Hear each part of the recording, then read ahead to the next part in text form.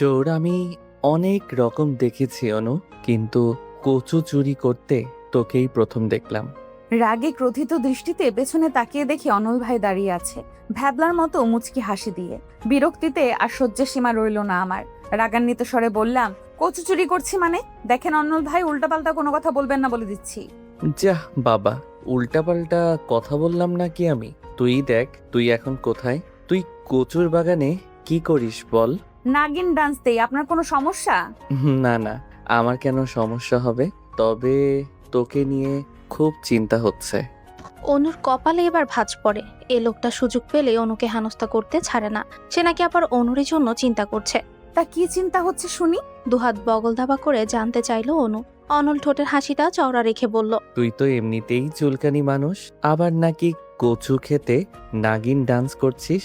চুলকাতে চুলকাতেই তো পটল তুলবি। রাগে দাঁত কিরমির করছে অনু।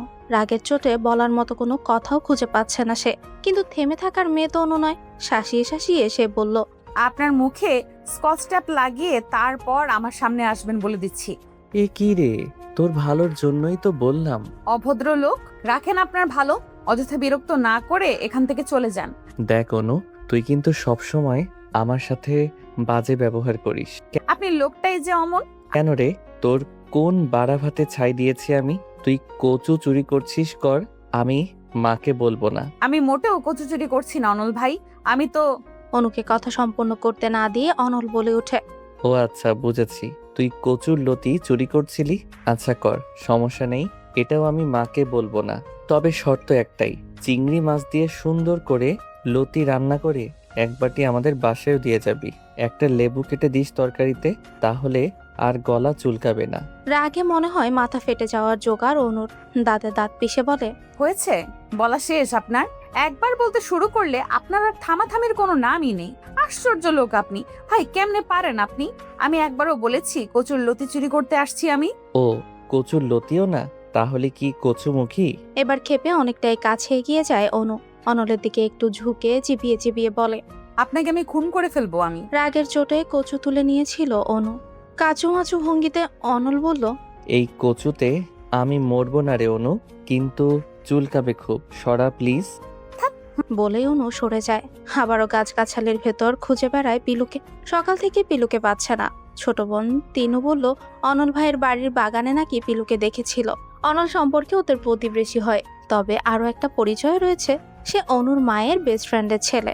অন্যদিকে পিলু হচ্ছে অনুর খরগোশ। দুদিন হবে অনুর বয়ফ্রেন্ড তাসিন গিফট করেছে। অনল গলা খাকারি দিয়ে বলে, অনু, তুই যে রেগে গেলে দাঁতে দাঁত পিষিস, তখন এক কাজ করবি, কয়েক টুকরা আদা রসুন দাঁতের নিচে দিয়ে রাখবি, তাহলে তোর রাগও কমবে, আবার আদা রসুন বাটাও হয়ে যাবে। অগ্নিদৃষ্টি নিক্ষেপ করে একবার অনলের দিকে তাকিয়ে আবারও পিলুকে খুঁজতে শুরু করে। কোনো প্রতিউত্তর না পেয়ে অনল জিজ্ঞেস করে, তুই কি কিছু খুঁজছিস? কি খুঁজিস? পিলুকে? ওহো, তোকে তো একটা কথা বলাই হয়নি অনু। তোর পিলোকে তো আমাদের বাগানে দেখেছিলাম, পরে আমার রুমের বারান্দা থেকে দেখতে পেলাম একটা কুকুর মুখে করে তোর পিলুকে নিয়ে যাচ্ছে। আহারে, কি খারাপটা যে লেগেছে আমার। মুহূর্তেই চোখ ফেটে অশ্রু নির্গত হয় অনুর। সে পিলুকে ভীষণ ভালোবাসে। ফুপিয়ে ফুপিয়ে কেঁদে বলল, আর আপনি চুপচাপ দেখলেন? নিচে এসে কেন আটকালেন না? এসেছিলাম তো, তার আগেই চলে গেছে। অনু আর কিছু বলল না। বাচ্চাদের মতো কাঁদতে কাঁদতে নিজের বাসায় চলে যায়। বাড়িতে ফিরে এসে ঘরে বসে কাঁদছে সে। তখন ওর মা আমেনা বেগম ঘরে প্রবেশ করেন। কিরে, তুই কাঁদছিস কেন? জিজ্ঞেস করলেন আমেনা বেগম। মায়ের প্রশ্ন শুনে ঠোঁট ভেঙে কান্না আসে অনু। ফুপিয়ে ফুপিয়ে বলে, আমার পিলুকে কুকুর নিয়ে গেছে। তোমার বান্ধবীর ছেলে দেখেও পিলুকে বাঁচায়নি। বেশ হয়েছে, পশু পাখি দিয়ে ঘরদোর একদম ভরে ফেলেছিস। মাঝে মাঝে সন্দেহ হয় পশু পাখি আমাদের বাড়িতে থাকে নাকি আমরা ওদের বাড়িতে থাকি। তুমি এভাবে কেন বলছো মা? তাহলে আর কিভাবে বলবো বল? এত পশু পাখি কেউ শহরের বাড়িতে পালে? এটা কি গ্রাম পেয়েছিস? শখ করি, পালি মা, আমার ভালো লাগে। তাহলে গরু ছাগলও কিনে দিই। এগুলো কেন বাকি থাকবে? ঘরের মধ্যে গরু ছাগলও পালা শুরু করে দে। কথাগুলো বলে রাগে গজগজ করতে করতেই ঘর থেকে বের হয়ে যায় তিনি। অসহায় দৃষ্টিতে সেদিকে তাকিয়ে থাকে অনু। একটু মায়া দেওয়া বুঝি তার অনুর জন্য হয় না? হবেই বা কি করে? সব ভালোবাসা মায়া তো তার বান্ধবীর ছেলের জন্য, ওই বজ্জাত অনলের জন্য। অনলের কথা মনে পড়তে রাগে দাঁত মুখ খিচে বিড়বিড় করে অনু। ভঙ্গ হৃদয় এবং বিষাদিত চক্ষু যুগল মেলে আকাশমুখী হয়ে সোফায় শুয়ে আছে অনু। বারবার পিলুর শোকে সে মূর্ছা যাচ্ছে। এই শোকে দুপুরে খাওয়াও হয়নি। এ নিয়ে আমেনা বেগমের রাগের শেষ নেই। খরগোশ তো নয় যেন ওর বাচ্চা চুরি করে নিয়ে গেছে কেউ। তিনু পাশ কাটিয়ে চলে যাওয়ার সময় পেছন থেকে অনু ডাকে। তিনু পিছু ফিরে তাকিয়ে বলে, কোথায় যাচ্ছিস? জিজ্ঞেস করলো অনু। হাতের বালতির দিকে দেখিয়ে জিজ্ঞেস করে, এটা কি করলি তুই? অনলকে রাখতে দেখে প্যাট ফেটে হাসি পাচ্ছে অনুর, কিন্তু সে কোনো রকমে ঠোঁট টিপে হাসি আটকে রাখার চেষ্টা করে বলে, কি হলো অনল ভাই? অনুর চোখে মুখে স্পষ্ট দুষ্টমির ছাপ। অনলের বুঝতে অসুবিধা হয় না যে জেনে বুঝে ইচ্ছে করে অনু কাজটা করেছে। সে চিবিয়ে চিবিয়ে বলে, কি হলো? আবার আমাকে জিজ্ঞেস করছিস পানি ফেললি কেন? ওহো, আপনি খালি গায়ে দাঁড়িয়েছিলেন, আমি ভাবলাম আপনার বোধহয় গরম লাগতেছে, তাই তো পানি ফেললাম। ওইগুলো ভালো পানি ছিল, আপনার গায়ে কি আর আমি নোংরা পানি ফেলতে পারি? কষে মারবো এক থাপ্পড়। ফাজিল মেয়ে। শীতের দিনে কারো গরম লাগে? মাত্রই গোসল করে এসে আমি রোদে দাঁড়িয়েছিলাম, আর তুই গায়ে পানি ঢেলে দিলি। এতে আমার কি দোষ? আমি কি জেনে বুঝে দিয়েছি নাকি? ছাদে রোদ থাকতে আপনি উদম গায়ে নিচে দাঁড়িয়ে যে রোদ পোহাচ্ছেন, আমি বুঝবো কি করে? আমার সঙ্গে তুই চালাকি করিস না। আমি বেশ ভালো করেই জানি যে তুই ইচ্ছে করেই এই কাজটা করেছিস। একদমই না, সত্যি বলছি। অনুর বাচ্চা, তুই ওইখানেই দাঁড়া, আজ তোকে আমি মজা দেখাচ্ছি। এই বলে অনল বাড়ির ভেতর প্রবেশ করে ছাদে যাওয়ার জন্য। এদিকে ভয়ে হাত পা অসাড় হয়ে আসছে অনুর। না জানি ছাদে এসে কোন কাণ্ড করে বসে এই ছেলে। অনল ছাদে এসে হাত মুচড়ে ধরে অনুর। ব্যথা একটু শব্দ করতেই যেন অনু ভুলে বসেছে যে ভয়ে টাস্কির পেছনে লুকিয়েছিল, অথচ লাভ কিছুই হলো না। ঠিক খুঁজে বের করে নিয়েছে। শালার ডাফার। মনে মনে গালি দিয়েও অনুক্ষান্ত হলো না। অনল এবার আরো জোরে হাত মুচড়ে বলে, আমার সাথে পিটলামি করার সাহস কোথায় পেলি তুই? আমি কোনো বিটলামি করিনি, সত্যি বলছি। আর্তনাদ করে বলল অনু। অনল দাঁত মুখ খিচে বলে, কোনটা সত্যি আর কোনটা মিথ্যা সেটা আমি জানি। তুই যদি ডালে ডালে চলিস তাহলে আমি চলি পাতায় পাতায়, বুঝছিস? আমায় বিশ্বাস করেন? মরে গেলেও না, তোকে এখন আমি ট্যাঙ্কির পানিতে চুবাবো। চল। না না না, টাঙ্কির পানি অনেক ঠান্ডা, জমে বরফ হয়ে যাব আমি। আমি তো সেটাই চাই। আমার সাথে বিটলামি করার আগে এটা মাথায় ছিল না? মনে মনে বারবার আল্লাহকে ডাকছে অনু।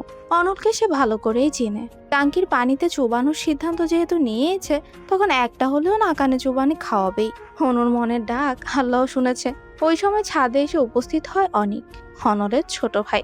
সে ছাদে এসে বলে, ভাইয়া তুমি ছাদে? আর আমি তোমায় কত জায়গায় না খুঁজলাম। কেন, কি হয়েছে? জিজ্ঞেস করে অনল। মা তোমায় খুঁজছে, কিন্তু তোমরা এখানে কি করছো? এই বজ্জাত মেয়ে আমার গায়ে ঠান্ডা পানি ঢেলে দিয়েছে। অনলের হাতটা কিঞ্চিত আলগা হওয়ায় দ্রুত নিজের হাত ছাড়িয়ে নেয় অনু। অসহায়ের মতো মুখ করে বলে, বিশ্বাস করো অনিক ভাই, আমি ইচ্ছে করে কাজটা করতে চাইনি। আমি তো ভেবেছি ওনার। চুপ, একদম চুপ, মিথ্যাবাদী। রাম ধমক দিয়ে অনুকে থামিয়ে দেয় অনল। ধমকে কিছুটা চমকেও যায় অনু। ওদের ঝগড়া দেখে মিটিমিটি হাসে অনিক। ছোট থেকেই দুজনের সাপে নেওয়ালে সম্পর্ক দেখে আসছে সে। সুযোগ একবার পেলেই হয়।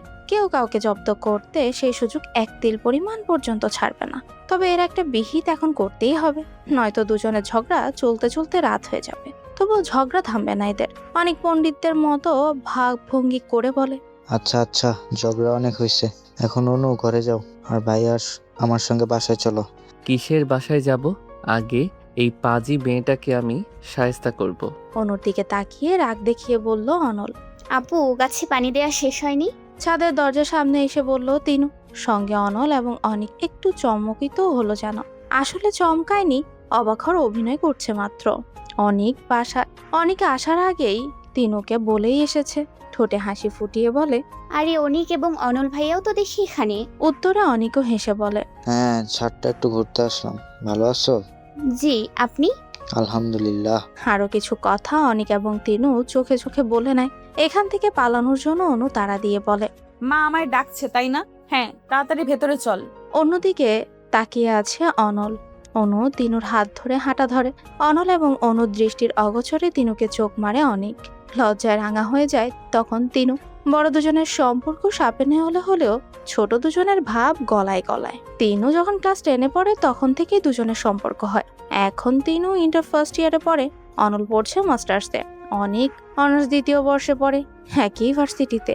অনু অনার্স ফার্স্ট ইয়ারে ভর্তি হয়েছে, এখনো ক্লাস শুরু হয়নি। ভার্সিটিতে ভর্তি হওয়া নিয়েও কত কাহিনী ঘটতে হয়েছে।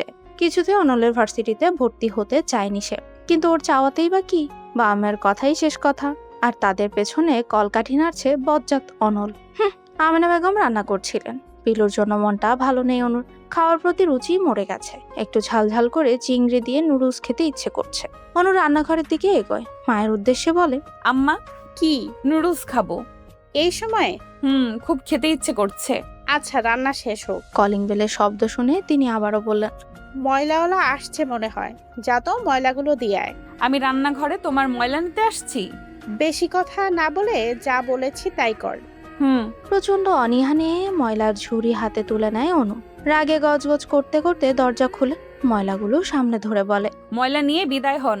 সামনের লোকটি অবাক হয়ে তাকিয়ে আছে, ইতস্তত করে ক্ষীণ স্বরে বলে, আমাকে দেখে কি আপনার ময়লাওয়ালা মনে হচ্ছে? এবার অনু ভালো করে খেয়াল করে ময়লার ঝুড়ি নামিয়ে রাখলো। লোকটিকে দেখে তো ময়লাওয়ালা মনে হচ্ছে না। ফর্মাল ড্রেস, চোখে মোটা ফ্রেমের চশমা, দেখতে তো ভদ্রলোকই। অনু জিজ্ঞেস করলো, কে আপনি? জি, আমি অয়ন। চোখের চশমা ঠিক করে বলল ছেলেটি। অয়েন না কয়েন সেটা জানতে চাইনি। এখানে কেন এসেছেন? কাকে চান? জি, আমি একজন ডাক্তার। ডাক্তার কামাল স্যার আমায় পাঠিয়েছেন। অনু এবার উচ্ছ্বসিত হয়ে বলল, ডাক্তার? আপনি কি পাখির ডাক্তার? অয়ন বিব্রত বোধ করতে লাগলো এই প্রশ্নে। পুনরায় চশমার ফ্রেম ঠিক করে বলল, জি না। তো আপনি কি গরুর ডাক্তার? কিন্তু আমরা তো গরু পালি না। জি না, আমি গরুর ডাক্তারও না, আমি মানুষের ডাক্তার। ও, আমরা তো কেউ অসুস্থ না। আমার তিতুস একটু অসুস্থ, তাই মানুষের ডাক্তার প্রয়োজন নেই। তাহলে কামাল আঙ্কেল আপনাকে কেন পাঠিয়েছে? ওহো, জি আসলে ওনার বন্ধুর প্রেসার মাপার জন্য। মানে বাবার? ওনার নাম খালেদ রহমান। উনি আমার বাবা হন। আসুন, ভেতরে আসুন। আর কিছু মনে করবেন না, আমি ভেবেছিলাম ময়লাওয়ালা এসেছে। সমস্যা নেই। অয়ন ডাক্তারকে বাবার রুমে রেখে অনু নিজের ঘরে গিয়ে শুয়ে পড়ে। কিছুক্ষণ শুয়ে থেকে খাঁচা থেকে তিতুসকে বের করে হাতের উপর রাখে, মাথা চুলকে দেয়, কথা বলে। আমেনা বেগম রুমে এসে বলে, যা, আবার পশু পাখি নিয়ে বসেছিস? ও মা, কতবার বলছি ওদের পশু পাখি বলবে না, সুন্দর সুন্দর নাম রেখেছি আমি। আর এই টিয়া পাখির নাম তিতুস, ওকে তিতুস ডাকবে। তোর মতন এত রং ঢং তো আমি করতে পারবো না। সারা জীবন কুকুরকে কুত্তা আর বিড়ালকে বিলাই বলে এখন উনি পশু পাখির নাম রাখা শুরু করেছে। তাও আবার আজগুবি সব নাম। টেবিলের উপর বিরিয়ানির বাটি রাখা, অনেকদের বাসায় দিয়ে আয়। আমি কেন? তিনুকে পাঠাও। তুই কিন্তু সব কথাই ঘাড়তাড়ামি করিস অনু। তিনুকে পাঠানোর হলে তোকে বলতাম। তিনু কাজ করতেছে। আমেনা বেগম চলে যাওয়ার পর অনু বিড়বিড় করে বলে, সুযোগ পেলেই শুধু আমাকে খাটাইতে চায়। অনলদের বাড়ির বাগানে একটা দোলনা আছে, এখানে বসলে ফুলের ঘ্রাণে মন মাতোয়ারা হয়ে ওঠে। দোলনায় বসে অনল দোল খাচ্ছিল আর গুনগুন করে গান গাইছিল। বাড়ির গেটে এসে অনলকে দেখে মেজাজ বিগড়ে যায় অনু।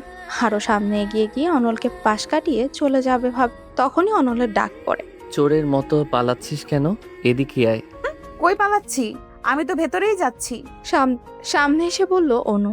হাতের বাটি নিজের হাতে নিয়ে ঢাকনা খুলল অনল, চোখ বন্ধ করে ঘ্রাণ নিয়ে বলল, আহ, বিরিয়ানি। ঘ্রাণ শুনেই পেট অর্ধেক ভরে যায়। তাহলে ফিরিয়ে দেন, বাসায় নিয়ে যাই। আপনার পেট তো ভরেই গেছে। অনল ভ্রু কুচকে বলে, তুই ভীষণ কিপটা অনু। যাকগে, ওসব বাদ দে। একটু আগে তোদের বাসায় একটা ছেলেকে যেতে দেখলাম। কে রে? ডাক্তার, আব্বুর প্রেসার মাপতে এসেছে। আগে না কামাল আঙ্কেল আসতো? উনিই পাঠিয়েছেন। সত্যি বলছিস নাকি কাহিনী অন্য কিছু? অন্য কি কাহিনী হবে? তোকে দিয়ে বিশ্বাস কি? যাই হোক, ডাক্তারদের থেকে দূরে থাকবি।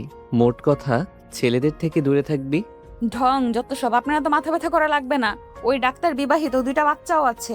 এর মধ্যে খোঁজ নেওয়াও শেষ? তো খোঁজ নেব কেন? আন্দাজ করে বলেছি। ওর যেই গবেট মার্কা আন্দাজ। আচ্ছা, আমি এখন যাই। আপনি বাটি বাসায় নিয়ে যান। আরে দাঁড়া, এত তাড়া দেখাস কেন? তোর সঙ্গে একটা ইম্পর্টেন্ট কথা আছে। ইম্পর্টেন্ট কথা? তাও আমার সাথে? ইন্টারেস্টিং। আচ্ছা, শুনি কি কথা। বাটি ঢাকনা লাগিয়ে অনুর ওড়নায় হাত মুছে নিল অনল। রাগে মুখ বিকৃত করে ফেলে অনু, কিন্তু মুখে কিছু বলে না। ঢেকুর তুলে অনল বলে, তোর পুরো নামটা যেন কি? অনিতা না? কি একটা নাম? ছ্যাঃ, মনে হচ্ছে গণিতের সঙ্গে একটা আকার যোগ করে গণিতা বানানো হয়েছে, আর সেখান থেকে অনিতা। তোর বাচ্চা কাচ্চা যখন হবে তখন তাদেরকে তোর জামাই গল্প শোনাবে। শোনো আমার গুলুমুলু কুলু কুলু আন্ডা বাচ্চারা, তোমরা কি জানো তোমাদের মায়ের আদি নাম কি ছিল? রাগে হিসিস করতে করতে নিজের ঘরে আসে অনু। বারান্দা থেকে ফিসফিসানো শব্দ আসছে। অনু বারান্দায় গিয়ে দেখতে পায় তিনুকে। হুট করে অনু আসায় অপ্রস্তুত হয়ে পড়ে তিনু। তুই এখানে কি করছিস? ভ্রু কিঞ্চিত বাঁকা করে প্রশ্ন করে অনু। অনুর ঘরের বারান্দা থেকে অনেকের ঘরের বারান্দায় স্পষ্ট দেখা যায়, তাই তিনু অনুর ঘরে এসেছিল। দুজন দুজনকে দেখে ফোনে কথা বলছিল। আগে অবশ্য অনু এবং তিনু এই রুমেই থাকতো, কিন্তু পশু পাখিতে ভয় পায় তিনু। সারাক্ষণই পাখি ঘরে উড়াউড়ি করে, ভয় পায় তিনু এটা। যদি কামড়ে দেয় বা খামছে দেয়, তিনুকে চুপ থাকতে দেখে ধমক দিয়ে অনু বলে, এখন আবার চুপ করে আছিস কেন? আসলে আপু, তোমার পাখিকে দেখতে আসছিলাম। খাঁচায় রাখা তো, তাই ভয় পাইনি। অনু কেমন করে যেন একবার তাকিয়ে বলল, ঠিক আছে, এখন নিজের ঘরে যা। তিতুসকে খাঁচা থেকে বের করব। কোনো আচ্ছা, রকম পালিয়ে বাঁচে তিনু। একবার যদি ধরা খেয়ে যেত তাহলে বাসায় তৃতীয় যুদ্ধ বেঁধে যেত এতক্ষণে। রাত 10:20। জেসি আর শুভা অনুদের বাসায় এসেছে। প্রতি শুক্রবারে সবাই একসঙ্গে বসে ভূতের মুভি দেখে। ওরা দুজন অনু স্কুল এবং কলেজ ফ্রেন্ড, তাই তিনজনের পরিবারেই তিনজন বেশ সুপরিচিত। জেসি উত্তেজিত হয়ে বলে, ইস দোস্ত, আজকে যে মুভিটা দেখা হবে এটা কিন্তু অনেক ভয়ঙ্কর। আজকে কোন মুভি দেখা হবে? ইভিল ডেড, অনল ভাইয়া বলেছে। আজকে তোরা মুভি দেখিস, আমি দেখবো না। বলল অনু। কেন, তোর আবার কি হলো? ওই বজ্জাত অনলকে আমার পছন্দ না, একদম পছন্দ না। তোদের তো একটুও পচায়নি, কিন্তু আমি একটু ভয় পেলেই হলো। পারে না শুধু তখন এলাকায় মাইকিং করতে। আরে বাদ দে তো, এসব ব্যাপার না। তোর কাছে কোনো ব্যাপার না হতে পারে, কিন্তু আমার কাছে অনেক কিছু। মান সম্মান বলে কথা। প্লিজ প্লিজ এমন করিস না। তুই না দেখলে আমরা কিভাবে দেখবো? রাগে ফুঁসে উঠে অনু বলে। আকুতি করে বলল শুভা। শুভার সঙ্গে জেসি অনুকে বোঝাতে লাগলো। অবশেষে দুজনের অপরন্ত অনুরোধের কারণে অনুকে রাজি করতে হয়েছে। 10:25 অনিক এবং অনল এসে হাজির হয়। এসে বসতে না বসতে অনুকে ফরমাইশ করে বলে, অনু, আমার জন্য এক গ্লাস শরবত নিয়ে আয় তো। শরবত? শীতের সময় কেউ শরবত খায়? আমি খাই, আর তুই বানাবি, যা। পারবো না, ফ্লাক্সে চা বানিয়ে রেখেছে মা, চা খান। আন্টি বানিয়ে রেখেছে বলেই চা খাবো না। তুই আমার জন্য শরবত বানাবি, গুড়ের শরবত, এবং সেটা এখনই। হারিয়া। মেজাজ দেখিয়ে অনু রান্নাঘরে চলে আসে। চিবিয়ে চিবিয়ে বলে, তোকে আমি শরবতের মধ্যে ডুবাবো, অসভ্য বেটা। রাগে গিজগিজ করতে করতে কিছুক্ষণ রান্নাঘরে পায়চারি করে অনু। হঠাৎ করে বুদ্ধি উদয় হয় মাথায়। এক গ্লাস পানি চুলায় বসিয়ে দেয়। 10টার মতো কাঁচামরিচ 2 টুকরো করে ওই পানিতে ছেড়েও দেয়। পানি বলক আসার পর ছাঁকনি দিয়ে ছেঁকে অর্ধেক পানি গ্লাসে নেয়। তারপর ফ্রিজ থেকে ঠান্ডা পানি বের করে গ্লাসের গরম পানির সঙ্গে মিক্সড করে। 1 চামচ ঝোলা গুড় আর 5 চামচ লবণ মিশিয়ে তৈরি করে স্পেশাল শরবত। গ্লাস হাতে নিয়ে বাঁকা হাসি দিয়ে সৌদক্তিক্ত করে, এবার তোমার শরবত খাওয়ার শখ মিটবে চান্দু। শরবত নিয়ে ড্রয়িং রুমে যায় অনু। মুভি অলরেডি শুরু হয়েছে। গ্লাস নিয়ে অনল বলে, তো লেট লতিফ হলে চলে? অনু কিছুই বলল না। অপেক্ষায় রইল অনলের শরবত পান করা দেখার জন্য। আরাম করে বসে অনল শরবতে চুমুক দেয়। এক ঢোক গিলতে প্রায় চেঁচাতে গিয়েও নিজ হাত দ্বারা মুখ বন্ধ করে রাখে। রক্তবর্ণ চক্ষু দ্বারা সে তাকিয়ে রয়েছে অনুর দিকে। ওর মুচকি হাসি যেন অনলের শরীরে আগুন ধরিয়ে দিচ্ছে। মুভি না দেখে কাউকে কিছু না বলে অনল বাসায় চলে যায়। অনু ভেবেছিল এখন হয়তো বকা দেবে, কিন্তু এমন কিছুই হলো না। উপস্থিত সকলেই অবাক হয় এমন কাণ্ডে। প্রশ্নবোধক দৃষ্টিতে অনুর দিকে তাকাতে অনু বলে, স্পেশাল মরিচ সেদ্ধ শরবত, আজকে আরাম করে ছবি দেখতে পারবো। সকলেই অবাক হয়। আবার এটা ভেবে মনকে সান্ত্বনা দেয় যে এমন সব কূটনৈতিক কাজ অনুর পক্ষেই সম্ভব। অনেক হতাশ হয়ে বলে, কবে যে তোমাদের ঝগড়াঝাটি মিটবে? যাই গিয়ে ভাইয়ার রাগ কমাই। অনেক চলে যাওয়ার পর মন খারাপ করে বসে থাকে তিনু। আজ মুভি দেখে সে একটুও মজা পাবে না, তাই নিজের রুমে চলে গেল ঘুমোতে। জেসি বিরক্ত হয়ে বলল, ধুর, মাত্র 3 জনের ভূতের ছবি দেখে কোনো মজা আছে? তিনুও চলে গেল, আমিও যাই, ঘুমাবো। আমিও যাব, বলল শুভা। তারপর দুজনে মিলে চলে গেল অনুর রুমে। অনু সোফার উপর ভাব নিয়ে বসে বলল, যা, আমি একাই দেখবো। সাহস নিয়ে একা মুভি দেখার আশা করলেও সেই আশা বেশি দূর এগোলো না। ভূতের সিন আসার আগে ভয়ঙ্কর শব্দ শুনেই অনু কুপকাত। দ্রুত টিভি বন্ধ করে ঘরে চলে যায়। জেসি আর শুভার মাঝখানে ঘাপটি মেরে শুয়ে পড়ে। ভূতের ছবি একা দেখা অনুর কাম্য নয়। সকালের দিকে এলোপাথারি ধাক্কাধাক্কিতে ঘুম ভাঙে অনুর। চোখ কচলে বিছানায় বসতেই দৃষ্টি যায় তিনুর দিকে। বিরক্তিসূচক চয়ের মতো শব্দ করে অনু বলে, এভাবে ডাকলি কেন? আরে আগে ড্রয়িং রুমে আসো তাড়াতাড়ি। তিনি এক প্রকার টেনেই নিয়ে গেল অনুকে। ড্রয়িং রুমে গিয়ে চমকে যায় অনু। অনলের কোলে পিলুকে দেখে খুশিতে লাফিয়ে ওঠে। ছমেরা অনলের কোল থেকে নিজের কোলে নিয়ে আদর করতে থাকে। আনন্দিত হয়ে অনলকে জিজ্ঞেস করে, কোথায় পেলেন ওকে? আপনি যে বললেন কুকুর নিয়ে গেছে। ও তো পিলু নয়। তাহলে? তোর চোখের মাথা গেছে রে অনু। চোখ কষলে ভালো করে দেখ, এটা খরগোশ না, ওর মতো দেখতে একটা ছোট বিড়াল ছানা। এবার অনু ভালো করে তাকিয়ে দেখলো আসলেই খরগোশের মতোই ধবধবে সাদা বিড়াল ছানাটি, একদম ছোট্ট বাচ্চা, কি কিউট। অনুকে চুপ থাকতে দেখে অনল বলল, পিলুর মতো দেখতেই দোকান থেকে একটা বিড়াল কিনে আনলাম। যেভাবে কান্নাকাটি শুরু করেছিলি। তাতে আপনার কি? তাসিনকে বললেই তাসিন কিনে দিত। কই তাসিন আর কই আমি? আমার লগে কি তাসিনের যায়? তাসিন আমার বয়ফ্রেন্ড, কিন্তু আপনি কে? আমার পড়শি শুধু। হুম, শুধু পড়শি না, আন্টির বেস্ট ফ্রেন্ডের ছেলেও আমি। ভুলে যাস না, যেই সেই লোক না আমি। আমি হলাম অনল। আপনি একটা কচুর নল।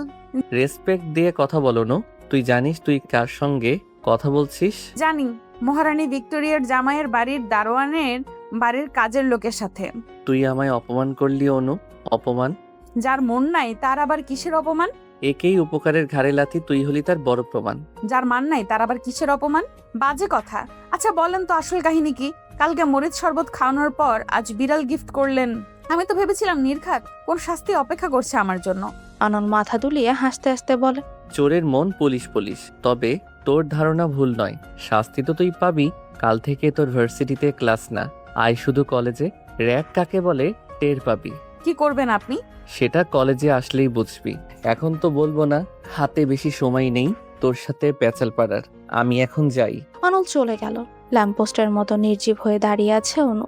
আল্লাহ ভালো জানে কাল যে পরিমাণ কি নাস্তানাবাদ করে ছাড়বে এই বেটা হতচ্ছাড়া। চুলের মাঝে হাত বুলাতে বুলাতে বাড়ি থেকে বের হয় অনল। বেশ হ্যান্ডসাম এক ছেলেকে বাড়ির সামনে দাঁড়িয়ে থাকতে দেখে থেমে যায়। ছেলের দৃষ্টি লক্ষ্য করে তাকিয়ে দেখে অনুর ব্যালকনির দিকেই তাকিয়ে আছে সে। অনল ছেলেটির দিকে এগিয়ে গিয়ে প্রশ্ন করে, ওইদিকে কি দেখো? ছেলেটি প্রথমে হকচকিয়ে গেলেও পরে নিজেকে সামলে নেয়। হাসি হাসি মুখ করে বলে, ইয়ে কিছু না, পাঠি দেখছিলাম। কিছু না, আবার পাখি দেখছিলে? নাম কি তোমার? জি তাসিন। তাসিন? ও, মনে পড়েছে, তুমি অনুর বয়ফ্রেন্ড। ছেলেটি এবার ইতস্তত বোধ করে। একটু ভয়ও লাগছে। কে না কে উত্তরে অপেক্ষায় তাকিয়ে রয়েছে অনল। কিছু না বলে চলেও যেতে পারছে না তাসিন।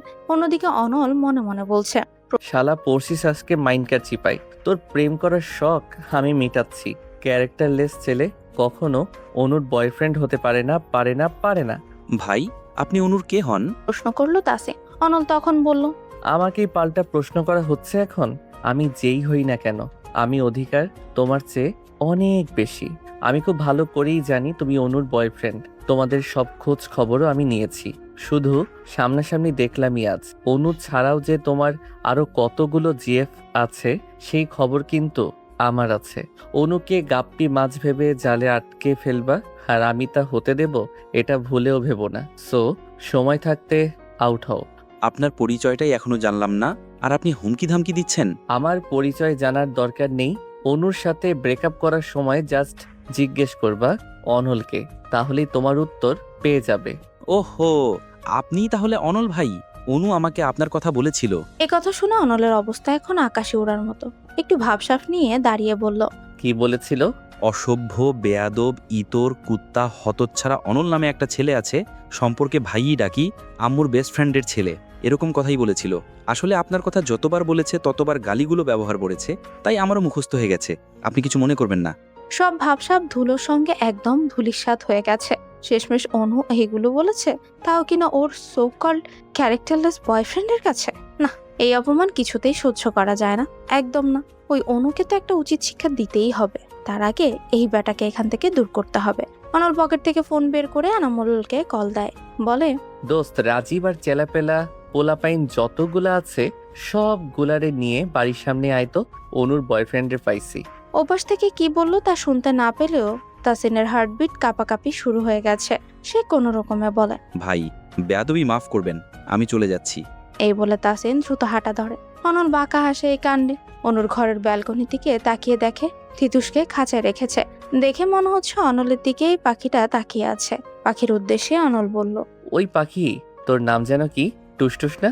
যাই হোক, টিস টিস বা টুসটুস একটা তো হবেই। শোন টুসটুস, তোর অনুর কপালে দুঃখ আছে। কাল শুধু ভার্সিটিতে আসতে দে। অতি শঙ্কা আতঙ্ক নিয়ে ভার্সিটিতে উপস্থিত হয়েছে অনু। গেটে দাঁড়ালেই কলেজ ক্যাম্পাসকে বোঝানো সঠিক কাজ, একদম সঠিক। কলেজের গেটের সামনে পায়চারি করতে করতে জেসি এবং শুভার জন্য অপেক্ষা করছে অনু।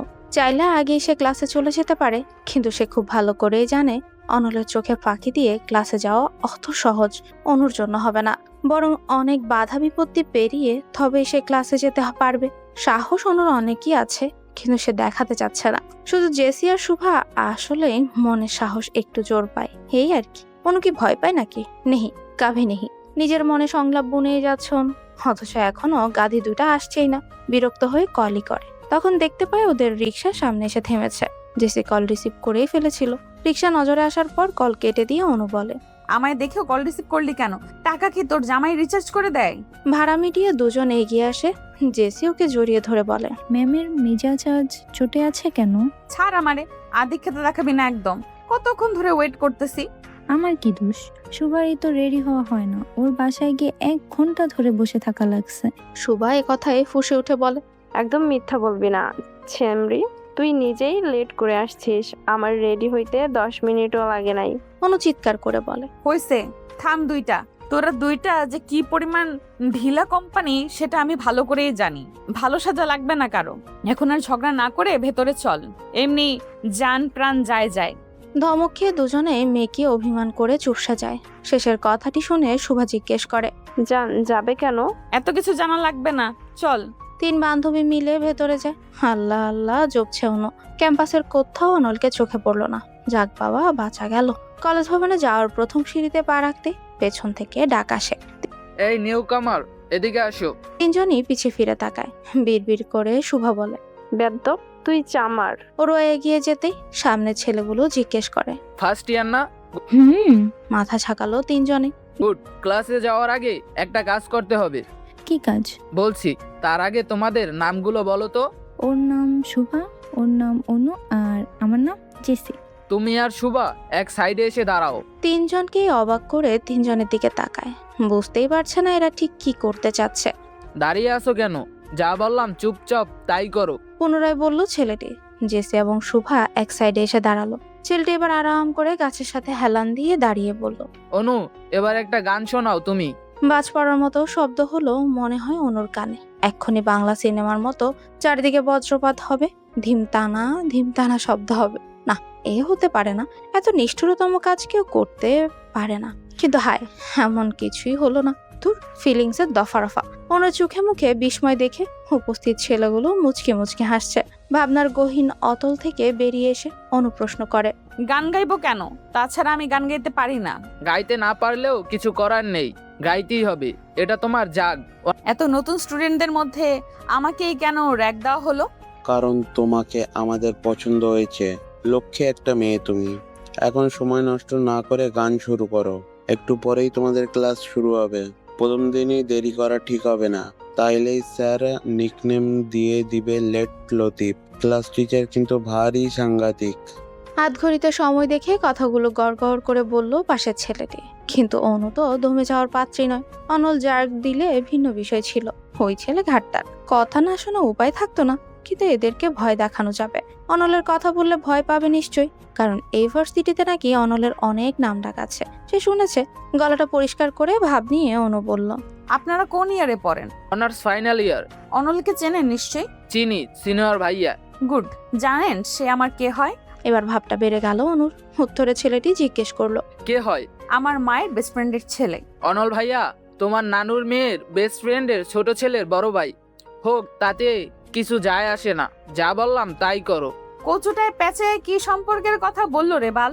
মাথা চুলকে বিড়বিড় করে বলল অনু। তবে এটা বোঝা যাচ্ছে অনলকে ওরা ভয় পায় না। কচুর নাম ডাক কলেজে তার, এটা তো ভুল। প্রচুর নাম ডাক কলেজে তার। ধুর, ছেলেগুলো এবার তারা দিয়ে বলল, অনেক সময় নষ্ট করেছো। জার্গের শাস্তি বাড়িয়ে দেওয়া হলো। এবার আমাদের সিলেক্ট করা গান গাইতে হবে। তুমি মমতাজের বন্ধু যখন বউ লইয়া গানটি গাইবে এখনই, আর একটা কথাও বাড়াবে না। তৃষ্ণায় অনুর গলা শুকিয়ে যাচ্ছে। এই বানরের দলগুলো দেখি অনলের চেয়েও ডেঞ্জারাস। জেসি আর শুভা অসহায়ের মতো তাকিয়ে আছে। অনু কাঁদো কাঁদো হয়ে বলে, আমি গান গাইতে পারি না। এসব কথা শুনবো না খুকি, যেভাবে পারো সেভাবেই গাও, কোনো সমস্যা নেই। গাইতেই হবে? হ্যাঁ খুকি। অনুর ইচ্ছে করছে এখন হাত পা ছড়িয়ে বসে কাঁদতে, যেমনটা ছোটবেলায় করত। কিন্তু এখন সে বড় হয়ে গেছে। ছোটবেলায় কেউ না হাসলেও এখন সবাই হাসবে, প্রাণ খুলে হাসবে। বিনা টিকেটে ফ্রিতে বিনোদন কেই বা নিতে চায়, যেমনটা এখন চাচ্ছে বান্দরের দলগুলো। অনু মনে মনে ভাবছে অনেকগুলো বানর পালবে সে, আর এই ছেলেগুলোর নামে বানরের নাম রাখবে বদ অসভ্য নাইজেরিয়া। আশেপাশে তাকিয়ে অনু প্রস্তুতি নিচ্ছে। ছেলেগুলো তারা দিয়েই চলেছে। গান না গাইলে যে রক্ষে নেই তা হাড়ে হাড়ে বুঝতে পারছে। অবশেষে বাণিজ্যতের ফালুদা করে অনু গান গাইতে শুরু করে। বন্ধু যখন বউ লইয়া আমার বাড়ির সামনে দিয়া রঙ্গ কইরা হাইটা যায়, বুকটা ফাইটা যায়, ফাইটা যায়, বুকটা ফাইটা যায়। অনু চোখ কাঁদো কাঁদো, দুঃখের কথা আর কি বলবো। এই সিচুয়েশনে অনুর গান শুনে জেসি আর শুভারও হাসি পাচ্ছে, কিন্তু বান্ধবীর বিপদে হাসাটা অনুচিত। তাই আপ্রাণ চেষ্টা করেই চলেছে হাসি আটকানোর জন্য। ছেলেগুলো মিটিমিটি হাসছিল, বলল, সুর হয়নি খুকি, আরেকবার গাও, এবার হবে। দ্বিতীয়বার গাওয়ার সময় জেসি আর শুভা নিজেদের হাসি আটকে রাখতে পারলো না। ফিক করেই দুজনে হেসে ফেললো। এবার ছেলেগুলো শব্দ করে হাসা শুরু করে, আর অনুর ইচ্ছে করছে সবগুলোর মেরে মাটি চাপা দিয়ে রাখতে। বান্ধবী দুটো মীর জাফরের বংশধর বোঝাই যাচ্ছে। ছেলেগুলো হাসি থামিয়ে ওদের দুজনের উদ্দেশ্যে বলল, এই তোমরা হাসলে কেন? এখন এর সঙ্গে তোমরাও গান গাইবে, শুরু করো। অনু খুকি, আরেকবার গান গাও তো। রাগে গিজগিজ করছে অনু, কিন্তু জেসি আর শুভাকেও গাইতে বলেছে বলে খুশি হয়েছে। মীর জাফরের বংশধর এবার বুঝ মজা। তিনজনের বেসুরা কণ্ঠে গান শুনে ছেলেগুলো হেসুপটি খাচ্ছে। অনু পারলে চোখের দৃষ্টিতে ওদের ভস্ম করে দেয়। ক্লাসরুমের ঘন্টা পড়ার পর ওরা বলল, অনেক সুন্দর গেয়েছো তোমরা, মাঝে মাঝে আমাদের একটু গান শুনিও কেমন? খুকিরা, এখন ক্লাসে যাও। গান শুনলে মরলি না কেন বান্দরের দল? গানের সঙ্গে বিষ মেশানোর সুযোগ থাকলে সেই বিষ তোদের গিলাতাম। অসভ্য, বেইজ্জতি করে এখন আবার গুড লাক। ইস, প্রথম দিনই বেইজ্জতি। কড়া দৃষ্টিতে ওদের দিকে তাকিয়ে মনে মনে কথাগুলো বলল অনু। তারপর 3 তলায় চলে গেল। হুট করে সিঁড়ির পাশের ক্লাস থেকে অনল বেরিয়ে আসে। অনুর পথ রোধ করে কানে কানে বলে, র্যাক কেমন লাগলো অনু? ওদেরকে আজই একটা ট্রিট দেবো বুঝলি? একদম আমার শেখানো বুলি তোর উপর ঝেড়েছে। আহা, আমি কত ভালো প্রশিক্ষণ দেই। অনু অবাক হয়ে বলে, তার মানে আপনি ওদেরকে এসব শিখিয়ে দিয়েছিলেন? অনল ঠোঁট বাঁকিয়ে হাসতে হাসতে উপর নিচ মাথা ঝাঁকায়। রাগে অনু দৌড়ানো দেয়। অনলও দৌড় শুরু করে। তখন হাতে থাকা কলমটা ছুঁড়ে মারে অনলের দিকে, কিন্তু বিধিবাম ভাগ্য খারাপ থাকায় অনলের গায়ে কলমটি লাগেনি, লেগেছে স্যারের গায়ে। স্যার কিছু বুঝে ওঠার আগেই অনু, জেসি আর শুভা দৌড়ে ক্লাসে চলে যায়। আল্লাহ ভালো জানে মুখ দেখেছে নাকি। স্যার ক্লাসে আসার আগেই মাঝখানে সারিতে ঘাপটি মেরে বসেছিল 3 জন। প্রিন্সিপাল সহ সব টিচাররা এসে নিজেদের পরিচয় দিয়ে গেছে। তারা চলে যাওয়ার পর ক্লাস টিচার পরিচয় পর্ব শুরু করে। অনু, জেসি আর শুভা ভয় তটস্থ হয়ে রয়েছে। ওদের পরিচয় পর্ব শেষ হওয়ার পর হাফ ছেড়ে বাঁচে, কারণ স্যার ওদের দেখেনি। দেখলে নির্ঘাত এখানেও একটা বেজ্জতির শিকার হতে হতো। ভার্সিটির প্রথম দিনটাই বাজেভাবে শুরু হলো। দেখ, সব হয়েছে ওই বজ্জাত অনলের জন্য। শুভা তখন ফিসফিস করে বলে, অনল ভাইয়া, এটা কিসের প্রতিশোধ নিল রে? মরিচ সেদ্ধ শরবত খাওয়ানোর জন্য। কপাল, সবই কপাল। এসব আজগবি রেসিপি কেন যে তোর মাথায় আসলো? এই আজগবি রেসিপির জন্য মান সম্মান সব শেষ হলো। আক্ষেপ করে বলে জেসি। অনু মৃদু ধমক দিয়ে বলে, চুপ কর মীর জাফরের বংশধর। আমার চেয়ে বেশি বেইজ্জতি তো আর তোদের হয়নি। আর তোরা কেমনে পারলি ওই সময় হাসতে? কি করব, হাসি পাচ্ছিল চোখ। সময় আসুক আমার, তখন বোঝাবো হাসি কাকে বলে, কত প্রকার এবং কি কি। 3টা ক্লাস করার পর ছুটি হয়ে যায়। তাসিন অনুকে নিতে এসেছে। জেসি এবং শুভাকে বিদায় দিয়ে অনু তাসিনের বাইকে করে বাড়ি আসে। অনু বাড়ির ভেতর চলে যাওয়ার পর অনলের মুখোমুখি হয় তাসিন। রুনা ছিয়ে বলে, কি খবর ছোট ভাই? তোমারে না বলছিলাম অনুর সাথে ব্রেকআপ করতে? তাসিন, আপনার কথায় ব্রেকআপ কেন করব ভাই? তাছাড়া আমি তো এটাই বুঝি না, আপনার সমস্যাটা কি? আমরা দুজন দুজনকে ভালোবাসি, মাঝখানে আপনি কেন আসছেন? অনল অনেকের দিকে তাকিয়ে বলে, দেখলি সাহস কত এই ছেলের? এই এতক্ষণ ভালো করে কথা বললাম, ভালো লাগেনি? কিসের ভালোবাসা? অনু তো একটা বোকা গাধি। ভালো লাগা ভালোবাসার তফাতই বোঝে না। আমি ড্যাম শিওর ভালোবাসা কি সেটা বুঝলে তোমার মতো ক্যারেক্টারলেস একটা ছেলের সঙ্গে কখনোই রিলেশন করতো না। আদারওয়াইজ ও তো জানেও না তোমার আরো কতগুলো মেয়ের সঙ্গে রিলেশন আছে। তুমি তো একা ওরে ভালোবাসো না। সময় থাকতে এখনো ভালো করে বলতেছি, অনুর পথ থেকে সরে দাঁড়াও। দেখেন ভাই, আমি আপনার সাথে ঝামেলা করতে আসি নাই। আমি আরও মেয়ের সাথে রিলেশন করি বা যাই করি, আপনার তাতে কি? অনুর তো সমস্যা নাই, হুদাই আপনি ঝামেলা পাকাইয়েন না। বুঝছি, সোজা কথা শোনার মতো ছেলে তুমি না, ঘাট তেরা আসো, তবে আমার চেয়ে বেশি না। লাস্ট ওয়ার্নিং দিতেছি, অনুর পথ থেকে না সরলে আমার চেয়ে খারাপ কেউ হবে না। আপনি যা পারেন কইরেন, আমি অনুকে ছাড়বো না, আর অনু আমাকে ছাড়বে না। ওভার কনফিডেন্স হয়ে গেল না? তুমি অনুরে না ছাড়লেও অনু তোমায় ছাড়বে। পারলে চেষ্টা করে দেখতে পারেন। অনেক কষ্টে অনুর মন গলিয়েছি। আমার প্রতি ওর অগাধ বিশ্বাস আর ভালোবাসা আছে। তাছাড়া আপনাকে এমনিতেও অনু পছন্দ করে না, সহ্য করতে পারে না। আপনার কথায় অনু আমায় ছাড়বে না। ছাড়বে ছাড়বে, just wait and watch. Tasin আর কিছুই বলল না, বাইক নিয়ে সেখান থেকে চলে যায়। অনেক খারাপ সেটা তো মানুষ আগে খোঁজ খবর করে। ওর ওই বয়ফ্রেন্ড ভালো না, বললাম না, 1 নাম্বারের ক্যারেক্টারলেস। এজন্যে আমি চাচ্ছি না তাসিনের সাথে ও রিলেশন থাকুক। বুঝলাম না, এখন কথা হচ্ছে ছেলের ক্যারেক্টারলেস হোক অথবা ভালো হোক, তাতে তোমার কি? মানে আমাদের কি? জীবন ওর, সিদ্ধান্ত ওর, যার সাথে ইচ্ছা রিলেশন করুক। এটা সিদ্ধান্ত নয়, অনেক আবেগ। অনু আবেগের বশে কোনো ভুল কাজ করুক কিংবা কারো দ্বারা ওর ক্ষতি হোক, এটা আমি চাই না। এরপর হাত ঘড়িতে সময় দেখে বলল, এখন যাই, এনামুল দেখা করতে বলেছে। আচ্ছা যাও। অনেক বাড়ির ভেতর যাওয়ার পর অনল আসে অনুদের বাসায়। তিনও দরজা খুলে দেয়। অনু কি করে? জিজ্ঞেস করে অনল। আপু ঘুমাচ্ছে, এসে শুয়ে পড়েছে। অলসের অলস, বিড়ালটা কোথায়? আপুর ঘরেই। চলো তো যাই। তিনুকে নিয়ে অনল অনুর ঘরে আসে। ঘরে ফ্লোরে বসে আছে বিড়াল ছানাটি। বিড়ালটি হাতে নিয়ে অনল তিনুকে বলল, ওই কুম্ভকর্ণটাকে ডেকে তোলো। আপু বকবে, আপনি ডাকেন। আমারে টাকা লাগবে না, তিনি ওই অশুভ লোকটাকে বল চলে যেতে। অনল বিড়ালটির মাথা চুলকে দিতে দিতে বলে, তুই ঘুমাসনি নাকি ঘুমিয়ে ঘুমিয়ে মাছ ধরিস? একদম বাজে কথা বলবেন না, বিরক্ত লাগতেছে আপনাকে। আপনি চলে যান। এত রেগে আছিস কেন? র‍্যাগ দেওয়ার জন্য?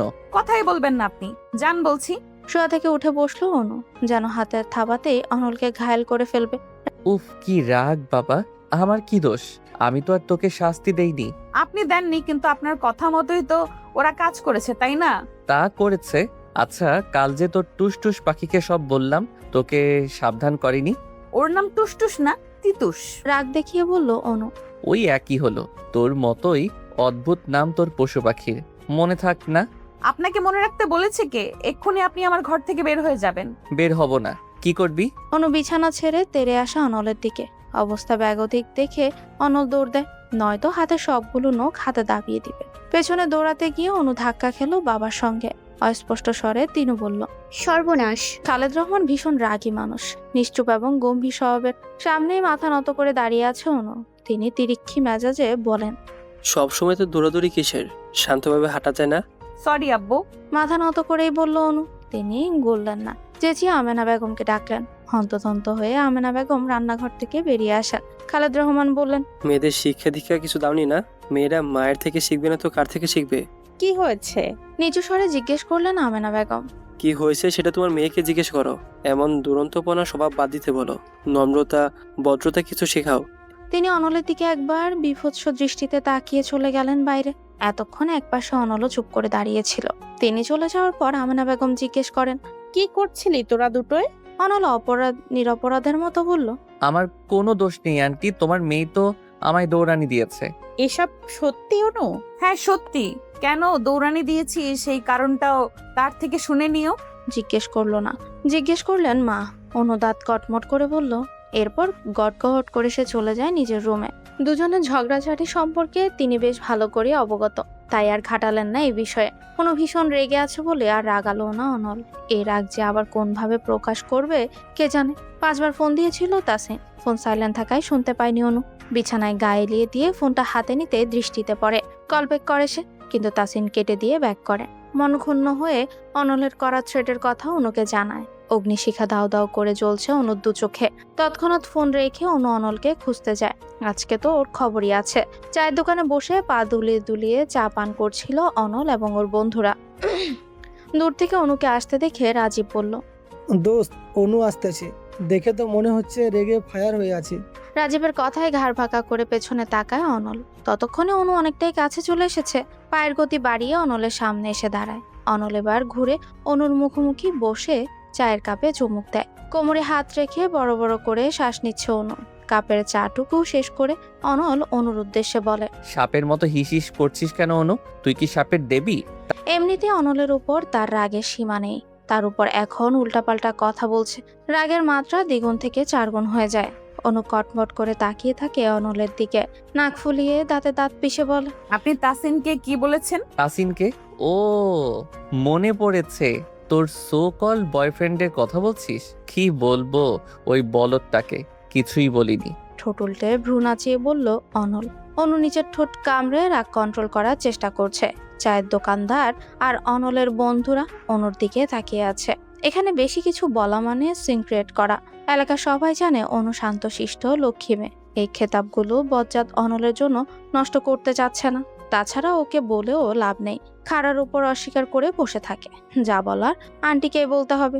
মনে মনে হিসাব কষিয়ে অনু চলে যাওয়ার জন্য উদ্যত হয়। কয়েক কদম এগোনোর পর অনল অনুর নাম ধরে ডাকে। ডাক শুনে পিছু ফিরে অনু অনলের দিকে অগ্নিদৃষ্টি নিক্ষেপ করে। তারপর হনহন করে আবারও হাঁটা শুরু করে। অনল দৌড়ে যায় অনুর কাছে, পাশাপাশি হাঁটতে হাঁটতে বলে, এতদিন ভাবতাম ওই বলদটাকে বলদ বললেও সত্যিকার অর্থে বলদ নয়, কিন্তু আজকে প্রমাণ হলো ওই শালায় শুধু বলদই নয়, একটা রাম ছাগলও। অনু হাঁটার গতি কমিয়ে দিয়ে থেমে যায়। সঙ্গে অনলও থেমে যায়। অনু দাঁত মুখ খিচে বলে, আপনি কিন্তু বেশি রকম বাড়াবাড়ি করছেন। বাড়াবাড়ির কি দেখলি তুই? তোর এই সো কল্ড বলদ বিএফকে যদি আর দেখেছি এই এলাকায়, তাহলে ঠ্যাং ভেঙে রেখে দেব। তারপর একটা ভাঙা থালা হাতে দিয়ে 4 রাস্তার মোড়ে বসিয়ে দেব ভিক্ষা করতে। পাশে তুইও থাকিস, দুজন মিলে ভিক্ষা করবি। আপনি একটা নিকৃষ্ট, অসহ্য, বিরক্তিকর লোক। অনলের দিকে ক্ষিপ্ত হয়ে এগিয়ে গিয়ে বলল অনু। অনল মুচকি হেসে অনুর থেকে পিছিয়ে যায়। নিজের চুলের মাঝে হাত বুলাতে বুলাতে অনুর দিকে কিছুটা ঝুঁকে দাঁড়ায়। চোখ দুটো ছোট ছোট করেই বলে, জানি। দুহাতে ধাক্কা দিয়ে অনলকে সরিয়ে দিয়ে অনু বলে, আপনাকে আর কিছু বলবো না আমি তো এটাই বুঝি না, আমাকে নিয়ে এত কিসের সমস্যা আপনার? থাকবো না আর এই এলাকায়, মাকে বলে চলে যাব। তাই নাকি? চলে যাবি? আমিও দেখব তুই আন্টিকে কি করে রাজি করাস। রাগে চোখ মুখ গাল লাল হয়ে আছে অনুর। পারছে না শুধু অনলকে পানি ছাড়াই গিলে খেতে। অনল বেশ উপভোগ করছে অনুর এই রিয়াকশন। অনলকে মুচকে মুচকে হাসতে দেখে আরো রাগ বেড়ে যায় অনু। জিদ্দে বলে, অসভ্যের মতো হাসবেন না। কেন রে অনু, তুই পেঁচি মুখী বলে কি আমিও পেঁচা? আমি তো হাসতে পারি। অনু আর কথা না পারিয়ে হাঁটা শুরু করে। অনল শব্দ করে হাসতে হাসতে বলে, রাগলে তোকে লাল টমেটোর মতো লাগে অনু।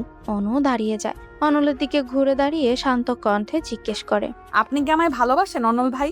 অনলের হাসি থেমে যায়। চুপ করে তাকিয়ে থাকে অনুর দিকে। উত্তরের জন্য অপেক্ষায় দাঁড়িয়ে রয়েছে অনু।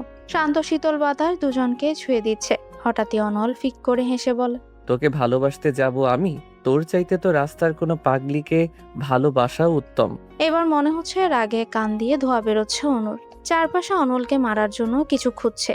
এদিকে পেটে হাত চেপে অনল হেসেই চলেছে। ইটের অর্ধেক টুকরো হাতে তুলে নিয়ে অনলের দিকে এগিয়ে আসে অনু। অনল পেছাতে পেছাতে বলে, এটা দিয়ে মারিস না রে অনু, মাথা ফেটে যাবে। আর মাথা ফেটে গেলে রক্ত বের হবে। রক্ত বের হলে আমি মারা যাব। আর আমি মারা গেলে আমার হবু বউ বিধবা হবে। তুই এটা করতে পারিস না অনু। শেষের লাইনটা বলতে বলতে অনু দৌড়ে আসতে শুরু করে। এবার অনলও দৌড় শুরু করে। জিদ্দে ইট ছুঁড়ে মেরে ক্ষান্ত হয় অনু। যদিও অনলের গায়ে লাগেনি, অনু হাঁপিয়ে উঠেছে। ওরুতে দুহাত রেখে ঝুঁকে দাঁড়িয়ে নিঃশ্বাস নিতে নিতে সগতিতে করে। অসভ্য বানরের দল জীবনটা তেজপাতা করে দিচ্ছে। 1 সপ্তাহ প্রায় হয়েই গেছে ক্লাস শুরু হওয়ার। প্রথম দিনের পর থেকে কেউ আর কিছু বলেনি ওদের। কিন্তু ওই ছেলেগুলোর সঙ্গে দেখা হলে কেমন যেন আর চোখে তাকিয়ে মিটিমিটি হাসতো। কি লজ্জা, কি লজ্জা। স্টাইল করে আজ শুধু শাল পরে এসেছিল অনু, তাও একটা পাতলা শাল। তবুও যদি গায়ে থাকতো। জেসি আর শোভা ভাগ করে গায়ে দিয়ে বসে আছে। সকালে হালকা রোদ দেখে ভেবেছিল আজ ঠান্ডা তেমন পড়বে না, তাই ওরা জামার উপর পাতলা সোয়েটার পরেছিল। ভার্সিটিতে আসার পর হলো তার উল্টো। একটু দেখার ওদের আলো ঘন কুয়াশার মাঝে তলিয়ে গেল। অনু অনলকে ওদের ক্লাসের সামনে দিয়ে যাওয়ার সময় জানলা দিয়ে ডাক দেয়। তারপর দৌড়ে ক্লাস থেকে বের হয়। কি বলবি তাড়াতাড়ি বল, সময় নেই হাতে, বলল অনল। অনু ঠোঁট বাঁকিয়ে একটু বিড়বিড় কর। তারপর বলল, আপনার জ্যাকেটটা দেন না, ভেতরে তো সোয়েটার পরেছেন। অনল ভ্রু কুচকে বলল, কোন দুঃখে ভেতরে সোয়েটার পরি বা ল্যাপ কম্বল সাথে করে নিয়ে আসি, তাতে তোর কি? তুই কেন আমার জ্যাকেটের দিকে নজর দিবি? স্টুপিড মেয়ে। দেন না, এমন করেন কেন? খুব শীত করছে। করুক শীত, শীত করাই উচিত। ঢং করে সোয়েটার পরিসনি কেন? এখন থাক, দেখ কেমন লাগে। অনল সত্যি সত্যি জ্যাকেটটা দিল না, চলে গেল। নিষ্ঠুর লোক একটা। অন্যদের ক্লাসের কয়েকটা মেয়ে এবং ছেলে মিলে সাথীর চোখ চেপে ধরে ক্যান্টিনে নিয়ে যাচ্ছে। আজ সাথী জন্মদিন, তাই ওরা সেলিব্রেট করবে। ওকে একটা চেয়ারের উপর বসিয়ে তারপর চোখ ছাড়ে। সামনে চকলেট কেক দেখে অবাক হয়ে যায় সাথী। সেই সাথে অনেক আনন্দ ধমক দিয়ে বলল অনল। ছেলেগুলো মাথা নত করে মাফ চাইল। সাথী কিছুই বুঝতে পারছে না। অনল বলল, আর যদি কখনো দেখেছি নোংরামি করতে তাহলে প্রিন্সিপালের কাছে নিয়ে যাব। যা এখন। ওরা চলে যাওয়ার পর অনল মেয়েটার উদ্দেশ্যে বলে, মানুষ চিনতে শেখো আগে, তারপর বন্ধুত্ব করবে। নিজের সিটটা গিয়ে আগে দেখে আসো। মানে তুমি যেখানে বসেছিলে সেই চেয়ারে ওরা সস রেখেছিল, ওদের কাউকে রিজেক্ট করেছিলে মেবি, এজন্য রিভেঞ্জ নিয়েছে। সাথী আতকে উঠে পেছনে তাকায়। জামাই দেখতে পায় সসের দাগ, কান্না এসে যায় তার। ভালো মানুষের পেছনেও কত জঘন্য রূপ থাকে। অনল সান্ত্বনা দিয়ে বলে, কেঁদো না, এক্সট্রা কোনো ওড়না থাকলে কোমরে বেঁধে নাও। নেই, আর সোয়েটারের ওপর দিয়ে হিজাব পরা, গেঞ্জি সিস্টেম সোয়েটার হওয়ায় খুলতেও পারবো না, আবার এই অবস্থায় কলেজের ভেতর যেতেও পারবো না। উপায়ন্তর না পেয়ে অনল নিজেই ওর জ্যাকেটটা খুলে সাথীকে দেয়। ওর থেকে ক্লাস আর শাখা জেনে নিয়ে অনলকে দিয়ে সাথীর ব্যাগ আনায়। 3 তলা থেকে সাথী আর অনলকে কথা বলতে দেখছে জেসি আর শুভা। জ্যাকেট দেওয়ার দৃশ্যটা অগোচর হলো না। জেসি ক্ষেপে বলে, অসভ্যটা তোকে জ্যাকেট দিল না, অথচ সাথীকে ঠিকই দিল। কোনো কিছু না বলে নির্জীব হয়ে তাকিয়ে রইল শুধু। হুট করে অনলের চোখেও সেখানে যায়। দ্রুত অনু সেখান থেকে চলে যায়। এমন করার মানে বুঝতে না পেরে অনুর কাছে যাওয়ার জন্য উদ্যত হতেই সাথী বলল, অনেক ধন্যবাদ আপনাকে, ব্যাপার না। একটা রিক্সা করে দেবেন প্লিজ। বিপদের সময় না করতে পারেনি অনল সাথীকে, তাই অনুর কাছে আর যাওয়া হলো না। মেয়েটিকে বলল, আসো। কথা বলতে বলতে ওরা ভার্সিটির বাইরে যায়। কৃতজ্ঞতার দৃষ্টিতে সাথী অনলের দিকে তাকায়। বোধ করি খেয়াল করলে অন্য দৃষ্টিও নজরে আসবে ওই দু চোখে। তিনুকে নিয়ে আইসক্রিম খেতে বেরিয়েছে অনু। শীতের দিনে আইসক্রিম খাওয়া আলাদা রকম মজা আছে, কিন্তু বাবা মা একদম পছন্দ করে না, তাই 2 বোন লুকিয়ে বের হয়েছে।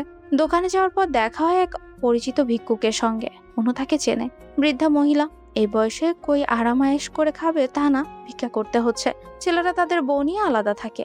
একবার ভিক্ষা করা চালের ব্যাগ নিয়ে তাকে রাস্তা দিয়ে হাঁটতে দেখায়। বিয়ে ঝিমিয়ে ঝিমিয়ে বসে পড়ে সেখানে। অনু কাছে গিয়ে দেখে বৃদ্ধার প্রচন্ড জ্বর শরীরে। সেদিন তার থেকে ঠিকানা নিয়ে বাড়িতে পৌঁছে দিয়েছে রিক্সা করে। বাড়ি না বলে বস্তি বলা যায়।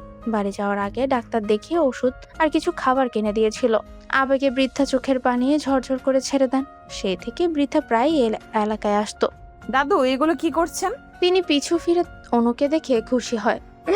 ভাঙা ভাঙা গলায় বলে, দুধের প্যাকেট নিতে আইছিলাম বই, কিন্তু আমার কাছে 12 টাকা আছে শুধু। অনুর মায়া হলো তার কথা শুনে। সে নিজে তাকে দুধের প্যাকেট কিনে দিল। তিনি অনুর মাথায় হাত রেখে দোয়া দেন, আল্লাহ তোরে বাঁচাইয়া রাখুক বইন, সারা জীবন ভালো থাক, দোয়া করি। অনু মুচকি হাসে। তাকে একটা রিক্সা ডেকে ভাড়া দিয়েও দেয়। ছোট্টবেলা থেকে এমন পরোপকারী স্বভাবটা অনুর মাঝে আছে। সাধ্যের মধ্যে সবসময় চেষ্টা করে আশেপাশের মানুষদের সাহায্য করতে। আইসক্রিম খেতে খেতে 2 বোন রাস্তা দিয়ে হাঁটছে। অনুর এমন পরোপকারী স্বভাব দেখে তিনু জিজ্ঞেস করে, তুমি যে সবাইকে এত সাহায্য করো, এতে কি লাভ হয় আপু? অনু হেসে বলে, আজ ওদের বিপদে আমি সাহায্য করছি, একদিন ওরা আমার বিপদে সাহায্য করবে। ছাই করবে। তোমার মন অনেক নরম আপু। এরা স্বার্থের জন্যই তোমার এত ভালোবাসা দেখায়। একদিন বিপদে পড়ে দেখো, সবাই লেজ গুটিয়ে পালাবে, আসল চেহারা বের হবে তখন। তিনুর কথায় অনুকে বিচলিত হতে দেখা গেল না, বরঞ্চ মৃদু হেসে বলল, বেশ তো, তাতে এবার সমস্যা কি? আমার আল্লাহ আছে না, তিনিই আমার জন্য যথেষ্ট। আমার বিপদের সময় তার থেকেই আমি সাহায্য পাবো, আমার বিশ্বাস। আপু বল। তুমি আমার অনুপ্রেরণা। তনু অনু বোনের কাজ ঝরিয়ে ধরে বলে, পাগলি। বাড়ি পর্যন্ত যেতে যেতে আইসক্রিম খাওয়া শেষ হয়ে যায়। বাড়িতে যাওয়ার পর আমেনা বেগম জিজ্ঞেস করেন, দুজনে মিলে কই গিয়েছিলি? একটু নিচে গেছিলাম মা। সারাক্ষণ শুধু টই টই করে ঘুরে বেড়ানো, যা পড়তে বস, বলল তিনু। তিনু অনিচ্ছা নিয়ে পড়তে বসলো, কিন্তু পড়াতে মন নেই। অনেকের সঙ্গে কথা বলতে ইচ্ছে করে। এখন ফোন করাটা কি ঠিক হবে? না থাক, দরজা লাগালেই তো মা খ্যাচ খ্যাচ করবে। ইস, আমার আর অনেকের সম্পর্কটা যদি আব্বু আর অনল ভাইয়ের মতো হতো। তাহলেই ভালো হতো। যখন তখন ঝগড়া করতে অনিকও বাড়িতে চলে আসতো। উল্টাপাল্টা চিন্তা করে দিনও একাই আনমনে হাসে। পা টিপে টিপে ঘরে আসে অনল। চুপচাপ অনুকে পর্যবেক্ষণ করছে, মেজাজ বোঝার চেষ্টা করছে। অনু বিড়ালের গায়ে হাত বুলিয়ে আদর করছে আর হাসছে।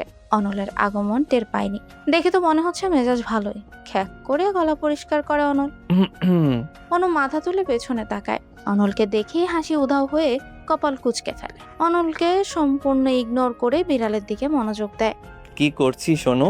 মন গলানোর জন্য নরম স্বরে বলল অনল। অনু কিছুই বলল না, নিশ্চুপ রইল। কথা বলবি না অনু? বোবা হয়ে গেছিস তো? মেজাজ খারাপ করে তাকায় অনু। অনল বলল, তোকে একটা গুরুত্বপূর্ণ কথা বলতে এসেছি। তাড়াতাড়ি বলে বিদায় হন, অসহ্য। শোন, গুরুত্বপূর্ণ কথাটা হচ্ছে তুই তো ঢং করে আবার পশু পাখির নামও রাখিস। তাই আগেই বলে রাখি, এই বিলাইয়ের নাম ভুলেও পিলু রাখবি না। কেন? অনলের কথায় ভ্রুকুচকে জানতে চাইলো অনু। অনল কোমরে হাত রেখে বলল, এই বিলাই তো আর তোর সো কল্ড বয়ফ্রেন্ড দেয়নি, আমি দিয়েছি। তো ওর নাম রাখবি গোলু। নামটা সুন্দর না? অবশ্য হতেই হবে। কে রেখেছে সেটাও তো দেখতে হবে। তো ভাবনার কিছু নেই। আমার আপনাকে পছন্দ না, আপনার দেওয়া নামও পছন্দ হয়নি।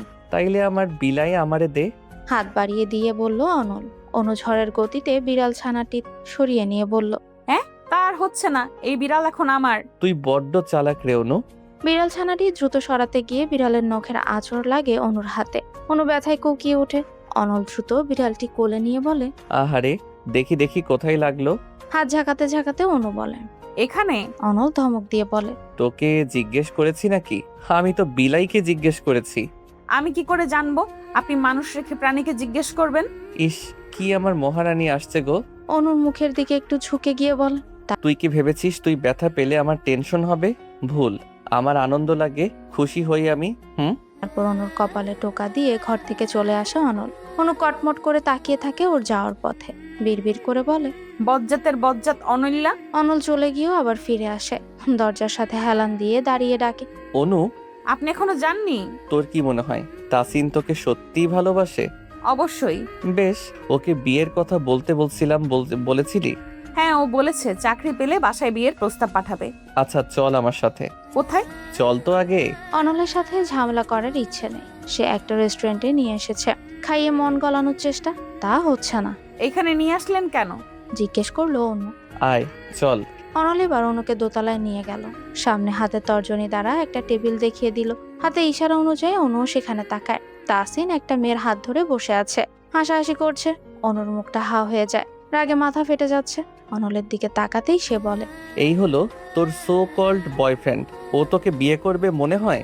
কখনো না, টাইম পাস, সব টাইম পাস। অনু হনহন করে তার টেবিলের উপর থাপ্পড় বসিয়ে দুহাত রেখে তাসিনের দিকে ঝুঁকে দাঁড়ায়। ভূত দেখার মতো চমকে যায় তাসিন। ততলিয়ে ততলিয়ে বলে, না তুমি। অনু তাসিনের গলা টিপে ধরে বলল, শালা তোতলা গাধা বলদ হারামজাদা, আমার সাথে প্রেম করে এখন আবার অন্য মেয়ে নিয়ে রেস্টুরেন্টে আসছিস? তোর কলিজা কত বড়, আজ তোর কলিজা বের করে দেখবো আমি, দাঁড়া। অনু সোজা হয়ে দাঁড়িয়ে এদিক সেদিক খুঁজে টেবিলের উপরে একটা ছোট্ট চাকু পায়। উপস্থিত সকলেই প্রায় হতভম্ব হয়ে তাকিয়ে আছে, এমনকি তাসিনের নতুন গার্লফ্রেন্ড। অনল দৌড়ে গিয়ে অনুকে আটকায়। খেপা বাগিনীর মতো অনু বলে, ছাড়েন আমায়, আজ এই শালার কলিজা বের করবই আমি। থাম থাম অনু, এমন করিস না। অনেক বুঝিয়ে শুনিয়ে শান্ত করে অনুকে। বড় বড় শ্বাস নিচ্ছে অনু।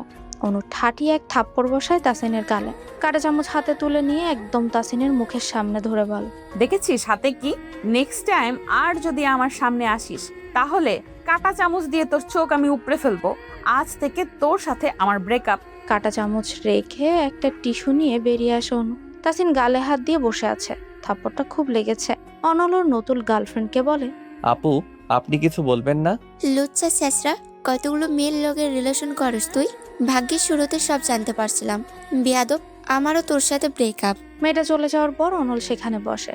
কাঁটা চামচ টেবিলের উপর ঘোরাতে ঘোরাতে বলে, প্রথমে যদি ভালো কথায় নিজেই অনুর জীবন থেকে সরে যেতে, তাহলে আজ সবার সামনে তোমায় অপমানিত হতে হতো না, আবার নতুন গার্লফ্রেন্ডও হাতছাড়া হতো না। তাসিন নির্বাক। অনল চেয়ার ছেড়ে উঠে দাঁড়িয়ে বলে, এতগুলো গার্লফ্রেন্ড পালতে শুধু চেহারা আর টাকা থাকলেই হবে না, বুদ্ধিও থাকা লাগবে গবে।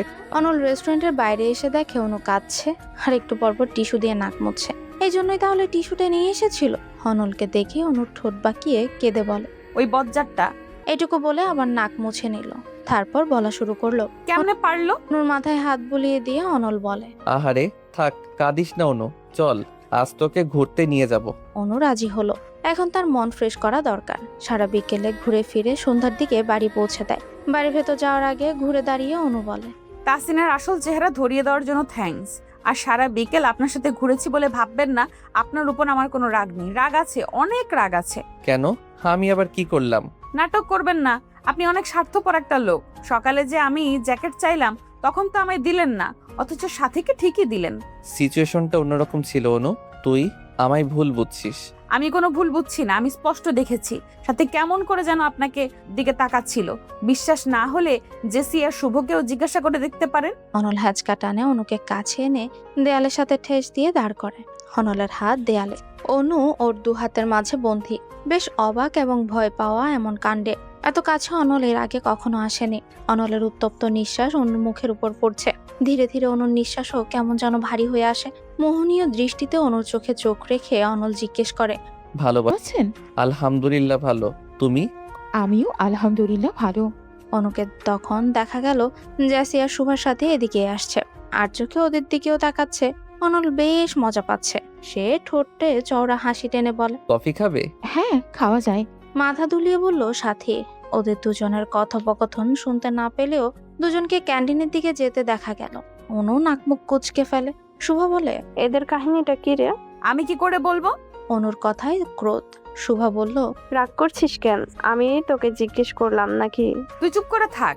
কথাই না পারলেই চুপ করে থাক। অনু এবার দাঁত কিরমির করে বলে, জেসি ওকে চুপ করতে বল, নয়তো একটা কেলেঙ্কারি হয়ে যাবে বলে দিলাম। সকাল সকাল এত চটে যাচ্ছিস কেন? শুভা এমন কি বললো? ও এখন তুইও তাহলে শুভার দলে? ভালো, খুব ভালো। রাগ দেখিয়ে হনহন করে অনু ক্লাসে চলে যায়। পিছু পিছু জ্যাসি আর শুভও আসে। কলম কামড়াচ্ছে অনু। আর একটু পরপর দরজার দিকে তাকাচ্ছে। হয়তো সাথীর আসার জন্য অপেক্ষা করছে। কিন্তু সে যে ক্যান্টিনে গিয়ে ঘাপটি মেরে রইল, এখনো তো আসার কোনো নামই নেই। অদ্ভুত কি রসার আলাপ দুজনে শুরু করেছে কে জানে। সরি, মৃদু স্বরে বলল শুভা।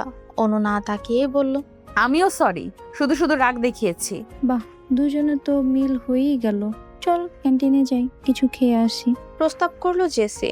জেসির প্রস্তাবে সবচেয়ে খুশি খুশি অনুই হলো। সঙ্গে সঙ্গে হ্যাঁ বোধক ঘাড় নাড়িয়ে ক্যান্টিনে যাওয়ার জন্য ক্লাস থেকে বের হলো। ওরা ক্যান্টিনে ঢুকেছে। সাথী আর অনল ক্যান্টিন থেকে বের হয়েছে। অনুর মুখোমুখি হয়ে ফিচেল হাসে অনল। দাঁত কেলিয়ে বলে, কিছু খাবি অনু? খেলে খা, বিল আমি দেব। রাগে শরীর জ্বলে পড়ে যাচ্ছে অনলের কথা শুনে। অনু কটমট করে বলে, আমার টাকা আছে, আপনার টাকা আমার লাগবে না। আরে এমন করিস কেন? তুই আমার ছোট বোন, তোকে তো আমি খাওয়াতেই পারি। অনুর মাথা ভনভন করছে। শালা বললোটা কি? অনুর চোখে মুখে রাগ থাকলেও সাথী বেশ খুশি হলো। অনুকে জিজ্ঞেস করলো, তুমি আর অনল আপন ভাই বোন? রাগের চোটে অনুর মুখ থেকে কথাই বেরোচ্ছে না। অন্যদিকে অনল বেশ মজা নিচ্ছে। জেসি তখন কাট কাট গলায় বলে, না সাথী, অনল ভাই আর আম্মু আর অনুর আম্মু বেস্ট ফ্রেন্ড। সেই সূত্রে ওদের পারিবারিক বন্ডিং আছে। অনু যেহেতু অনল ভাইয়ার থেকে বয়সে ছোট, সেহেতু অনু তো তাকে ভাইয়া বলেই সম্বোধন করবে, তাই না? ও, ছোট্ট উত্তর সাথীর। সাথী সৌজন্যমূলক হাসলো। অনু, জেসি এবং শুভা আর কথা না বাড়িয়ে ক্যান্টিনের ভেতর চলে যায়। অনল বিড়বিড় করে বলে, জল জল, আরো জল, দেখবি আর জ্বলবি, লুচির মতো ফুলবি। সূর্যের দেখা আজ প্রায় নেই বললেই চলে। ঘন শুভ্র কুয়াশার আড়ালে আচ্ছাদিত অবস্থায় আছে এখন সূর্য। ল্যাম্পের নিচে অনেকক্ষণ বসে থেকে 1 মিনিটের জন্য বের হলে আবারও শরীর ঠান্ডা হয়ে যায়। তাই প্রয়োজন ব্যতীত আজকেও বাইরে যাচ্ছে না। তিনও কলেজ থেকে এসে সে যে ল্যাবের ভেতর ঢুকেছে আর বের হয়নি। সন্ধ্যায় খালেদ রহমান বাড়ি ফিরেন। সচরাচর বাড়ি ফিরতে তার 10টা বাজে, সেই তুলনায় আজ অনেক আগেই ফিরেছেন। চোখে মুখে গাম্ভীর্যের সঙ্গে রয়েছে অন্য এক খুশির আভাস। আমেনা বেগমের উদ্দেশ্যে বলেন, 1 কাপ চা নিয়ে ঘরে আসো তো। আমেনা বেগম চা নিয়ে ঘরে আসে। খালেদ রহমান চায়ের কাপ নিয়ে বললেন, বসো এখানে। আমেনা বেগম বিছানার এক পাশে বসেন। চায়ের কাপে চুমুক দিয়ে খালেদ রহমান বলেন, অনুর জন্য ভালো একটা পাত্র পেয়েছি। দেখতে শুনতে সব দিক দিয়েই ভালো, পরিবারও মাশাআল্লাহ। এত তাড়াতাড়ি অনুর বিয়ে দিতে চাচ্ছ যে? এত তাড়াতাড়ি কোথায় দেখলে? অনু এখন ভার্সিটিতে পড়ে, সেই ছুটোটি নেই এখন। আর মেয়েদের বেশি বয়স হওয়ার আগেই বিয়ে দেওয়া দেওয়া উচিত। অনুকে একবার বলা উচিত না? হ্যাঁ বলবে। আমার মনে হয় না ছেলেকে কোনো দিক থেকে ওর বা তোমার অপছন্দ হবে। ছেলেকে সেটা জানলে তুমি অবাক হবে। আমি চিনি। হ্যাঁ, ইউসুফের কথা মনে আছে না? তোমার তো ভালো করে মনে থাকার কথা। অনেকের মামাতো ভাই। হ্যাঁ, 10-15 দিন হবে সুইজারল্যান্ড থেকে দেশে ফিরেছে, বেড়াতে এসেছে। আমাদের হনুকে দেখে পছন্দ করেছে। কি ভদ্র ছেলে। মেয়ে পছন্দ হয়েছে, ডিরেক্ট ওর বাবাকে দিয়ে আমায় বলিয়েছে। এখনকার যুগে এমন ছেলে পাওয়া যায়? আজ এই বিষয়ে আমি ইউসুফের বাবা আর অনলের বাবার কথা বললাম। ইউসুফকে তো আমার ভীষণ পছন্দ হয়েছে। 3 মাস থাকবে, এর মাঝেই বিয়ে করতে চাই। অনুকে নিয়ে সুইজারল্যান্ড সেটেল হবে। বলো এবার, আপত্তি আছে? আমেনা বেগম কি বলবেন বুঝতে পারছেন না। তিনি একটা ঘোরের মাঝে আছেন। ইউসুফ অনলদের বাসায় এসে তার সাথেও দেখা করে গেছে, কিন্তু হাব ভাবে এমন কিছুই তো মনে হয়নি, এমনকি কিছু বলেও নি। তিনি জড়তা রেখে বললেন, অনু আমাদের ছেড়ে এত দূরে থাকবে? মানে বলছিলাম যে। কথাটা শুনে খালেদ রহমান কপালে ভাঁজ টেনে বলে, এটা আবার কি কথা বললে? মানুষ কি বিদেশে থাকছে না? তোমার তো আরো খুশি হওয়ার কথা। কজন মেয়ে এমন ভাগ্য পায়? এমন কথার প্রতি উত্তরে আমেনা বেগম আর কিছুই বলতে পারলেন না। কাপের অবশিষ্ট চাটুকু সম্পূর্ণ শেষ করে খালেদ রহমান বললেন, যাও, অনুকে গিয়ে খবরটা দাও। সম্পূর্ণ অনিচ্ছা সত্ত্বেও বসা থেকে উঠলেন আমেনা বেগম। ধীর পায়ে অনুর রুমে এগিয়ে যান। বিছানায় শুয়ে তখন ফেসবুকিং করছিল অনু। শান্ত মুখটা দেখে তার বড্ড মায়া হচ্ছে। যদি সত্যি সত্যি অনুর ইউসুফের সঙ্গে বিয়ে হয়ে যায়, তাহলে এই মুখটা প্রতিদিন কাছ থেকে দেখা হবে না, অনেক দূরে চলে যাবে। কত রাগই না তিনি অনুকে দেখান। সেসব স্মৃতি রয়ে চোখের পাতায় তার ভিজে ওঠে। গোলু ম্যাও ম্যাও করে শব্দ করলে তিনি চোখের পানি মুছে নেন। ফোন রেখে গোলুকে পেটের উপর বসিয়ে অনু বলেন, এমন চিল্লাচ্ছিস কেন বদ? এবারও উত্তরে গোলু ম্যাও ম্যাও করছে। গোলুর দৃষ্টি দরজার দিকে। অনু দরজার দিকে তাকায়। আনমনে আমেনা বেগমকে তাকিয়ে থাকতে দেখে বলে, মা তুমি ওভাবে দরজার সামনে দাঁড়িয়ে আছো কেন? ভেতরে আসো। এই মুহূর্তে তার নিজেকে বড্ড ভারী মনে হচ্ছে। একদম শরীর চলতে চাচ্ছে না। তিনি এগিয়ে গিয়ে অনুর পাশে বসে চুলে হাত বুলিয়ে বলেন, কি ব্যাপার? হঠাৎ এত আদর কেন? অনু মুচকি হেসে বলে। অনুর ভ্রু নাচানিয়ে আর দুষ্ট হাসি দেখে হেসে ফেলেন আমেনা বেগম। গালে হাত বুলিয়ে বলেন, তুই কত বড় হয়ে গেছিস রে অনু। ও মা, তো বড় হব না? হবি তো, কিন্তু তাই বলে এত বড় বউ হওয়ার মতো? বুঝলাম না মা, কিসের বউ? কার বউ? আমাদের ছোট্ট অনু চোখের পলকেই বড় হয়ে গেছে, অথচ খেয়ালই হয়নি। এখনো মনে হয় তুই আমার সেই ছোট্ট অনু। ব্রু কিঞ্চিত বাঁকা করে বলল অনু। তিনি বললেন, ইউসুফের কথা মনে আছে? অনল, অনেকের মামাতো ভাই। একটু একটু, অনেক বছর আগে দেখেছিলাম তো। কি হয়েছে? তোকে পছন্দ করেছে ইউসুফ, বিয়ে করতে চায়। এইসব তুমি কি বলছো মা? আমি তখন বিয়ে করব না। তোর আব্বুর কাছে প্রস্তাব পাঠিয়েছে, সে রাজি, তাই তোকে বলতে বলল। কি আজব, আমার বিয়ে অথচ আমার মতামত নেবে না? অসুবিধা কি? ছেলে তো ভালো। হোক ভালো, আমিও তো খারাপ নই, কিন্তু আমি বিয়ে করব না। তুমি আব্বুকে বলে দাও। আমি কি বলবো? তুই গিয়ে বল। কাউকে বলতে হবে না, এই বিয়ে ভেঙে দেব। আর কিছু না বলে অনু বাড়ি থেকে বের হয় অনলের কাছে যাওয়ার জন্য। এর বিহিত একমাত্র অনলই করতে পারবে। ইউসুফকে জানালে অবশ্যই সে বিয়ে ভেঙে দেবে। অনলদের বাড়ি যাওয়ার পর দরজা খুলে দেন শিমুল বেগম। অনল এবং অনিকের মা তিনি। অনুকে দেখে একগাল হেসে বলেন, অনল ভাই কোথায় আন্টি? ভেতরে যেতে যেতে জিজ্ঞেস করলো অনু। অস্বস্তি নিয়ে বসতে হলো অনুকে। ফোনটাও বাসায় রেখে এসেছে, নয়তো ফোন করে তাড়াতাড়ি বাসায় আসতে বলা যেত। আচ্ছা, অনিককে বললেই তো ফোন করার কথা। তখন শিমুল বেগম বলেন, আচ্ছা আন্টি, অনিক কি বাসায়? শিমুল বেগম রান্নাঘরে যাওয়ার পর অনু অনিকের ঘরে আসে। ল্যাব গায়ে দিয়ে গুটিসুটি হয়ে শুয়ে আছে অনিক। অনু ওকে ধাক্কাতে ধাক্কাতে ডাকে, এই অনিক ভাইয়া, অনিক ভাইয়া, এই ভর সন্ধ্যায় ঘুমিয়েছেন নাকি? উঠুন। প্রচন্ড ধাক্কা ধাক্কিতে মনে হচ্ছিল ঝড় হচ্ছে। ঘুমে ঢুলু ঢুলু হয়ে ল্যাবের ভেতর থেকে মাথা বের করে সে। সমস্ত ঘুমের নেশা তার কেটে যায়। এদিকে অনু অপ্রস্তুত হয়ে তাকিয়ে রয়েছে। অনেক ওয়াশরুমে, আমি ইউসুফ। মিষ্টি এসে কথাটি বলল ইউসুফ। একটা বিয়ে ভাঙতে হবে অনল ভাই। আমি কিছুতেই এখন বিয়ে করব না। এই বিয়ে করা আমার পক্ষে একদম অসম্ভব। হন্তদন্ত হয়ে হড়বড় করে বলল অনু। অনিকের ঘরে ইউসুফকে দেখেই এক ছুটে দৌড়ে ঘর থেকে বের হয়েছিল অনু। মেন দরজার কাছে এসে অনলের সঙ্গে দেখা হয়ে যায়। তখনই অনলের হাত ধরে ছাদে নিয়ে এসেছে অনু। বাইরে থেকে এসে অনল ক্লান্ত। অনুর হুট করে বলা বিয়ের কথা অনলের মাথায় ঢুকছে না। তবে অনুর পেরেশানি মুখ দেখে মনে হচ্ছে ঘটনা সিরিয়াস কিছু। অনল গায়ের জ্যাকেটটা খুলে ফেলে। শীতের মধ্যে ওর এখন গরম লাগছে। জ্যাকেটটা অনুর দিকে ছুঁড়ে মেরে বলে, তোর বিয়ে? তো এতক্ষণ কি আমি আপনার বিয়ের কথা বললাম নাকি? তেরা বেড়া কথা বলবি না অনু। মাত্র বাইরে থেকে এসেছি, ক্লান্ত আমি। তবু যে তোর কথা শুনছি, এটা তো তোর ভাগ্য। আচ্ছা সরি, বিয়েটা ভেঙে দেন না প্লিজ। বিয়ে ভাঙলে আমায় কি দিবি? 50 টাকা দেব। অনল চোখ পাকিয়ে তাকায়। অনু তখন তাড়াহুড়ো করে বলে, আচ্ছা 100 টাকা দেব। 50 টাকা দিবি? 100 টাকা দিবি এসবের মানে কি? আমায় কি তোর ছোট লোক মনে হয়? না না, আমি তো সে কথা বলিনি। তাহলে তুই কি বলেছিস আমায় বোঝা? এখন এত কিছু বোঝানোর সময় নেই, প্লিজ এই সাহায্যটা করেন। হয়েছে, থাম। ন্যাকা কান্না কাঁদবি না, মেরে ছেলেটার হাত পা ভেঙে দেব। না না না, এইসবের কোনো দরকার নেই, পরে আপনারই সমস্যা হবে। অনল তাচ্ছিল্য করে হেসে বলে, আমার সমস্যা হবে? আমার গায়ে হাত তোলার সাহস কারো নেই। কিন্তু সে আপনার পরিচিত আর কাছেরও অনেক। কে সে? এনামুল নাকি রাজীব? আরে ধুর না, তারা কেন বিয়ের প্রস্তাব পাঠাবে? ইউসুফ ভাইয়ের কথা বলছি। ইউসুফ ভাইয়া মানে আমার মামাতো ভাই? হ্যাঁ। তুই মজা নিচ্ছিস না অনু? একদম না, আমি সত্যি বলছি। কিন্তু আমি বিশ্বাস করছি না, দুনিয়াতে এত মেয়ে থাকতে তোর মতো গবেট মার্কে একটা মেয়েকে ভাইয়া বিয়ে করতে চাইবে? অসম্ভব। শোনেন, কথায় কথায় এত গবেট গবেট বলবেন না, আমি আমায় দেখে লজ্জা পেয়ে দিল তোর। হাসতে হাসতে বলল ইউসুফ। এবার অনলের টনক নড়ল। ছাদে বলা অনুর কথাগুলো মনে পড়ে যায়, তার মানে অনু মিথ্যে বলেনি। শিমুল বেগম অনলকে বললেন। অনল বোকার মতো তাকিয়ে রয়েছে। তিনি মুচকি হেসে বলেন, বুঝিনি মা। শীতকাল, বৃষ্টি হওয়ার সম্ভাবনা ক্ষীণ, তবু অনলের মনে হচ্ছে বাইরে বাজ পড়ছে, অথচ বৃষ্টি নেই। নিজেকে শান্ত করার চেষ্টা করছে অনল। অনুর বিয়ে হলে ওর কি এত অস্থির তো লাগার কথা না। শিমুল বেগমের লাস্ট কথা শুনে অস্থিরতা যেন দ্বিগুণ বেড়ে গেল। তিনি বললেন, সবকিছু অনেক তাড়াহুড়ো করেই হয়ে যাচ্ছে। চোখের পলক পড়ার আগে কথাটা বলতে চেয়েও বলতে পারছে না অনল। অজানা কোনো শক্তি যেন গলা চেপে ধরে রেখেছে। সত্যি কি অনুর বিয়ে হয়ে যাবে? আয়নার সামনে নির্জীব হয়ে বসে রয়েছে অনু। পরনে ওর নীল সুতি শাড়ি, ঠোঁটে হালকা লিপস্টিক আর চোখে গাঢ় কাজল। এটুকু সাজ তিনুই সাজিয়ে দিয়েছে। অনলের বাড়ি থেকে ফিরে আসার পর খালেদ রহমান যখন বললেন ইউসুফ ওর বাবা মাকে নিয়ে আজ বাসায় আসবে এবং এঙ্গেজমেন্ট হবে, তখন থেকে একদম নিশ্চুপ হয়ে গেছে অনু। বাবার মুখের উপর কথা বলার মতো সাহস অনুর নেই। তাছাড়া কি বলবে? বলার মতো কি বা আছে? অনু কাউকে ভালোবাসে না, কোনো পছন্দও নেই।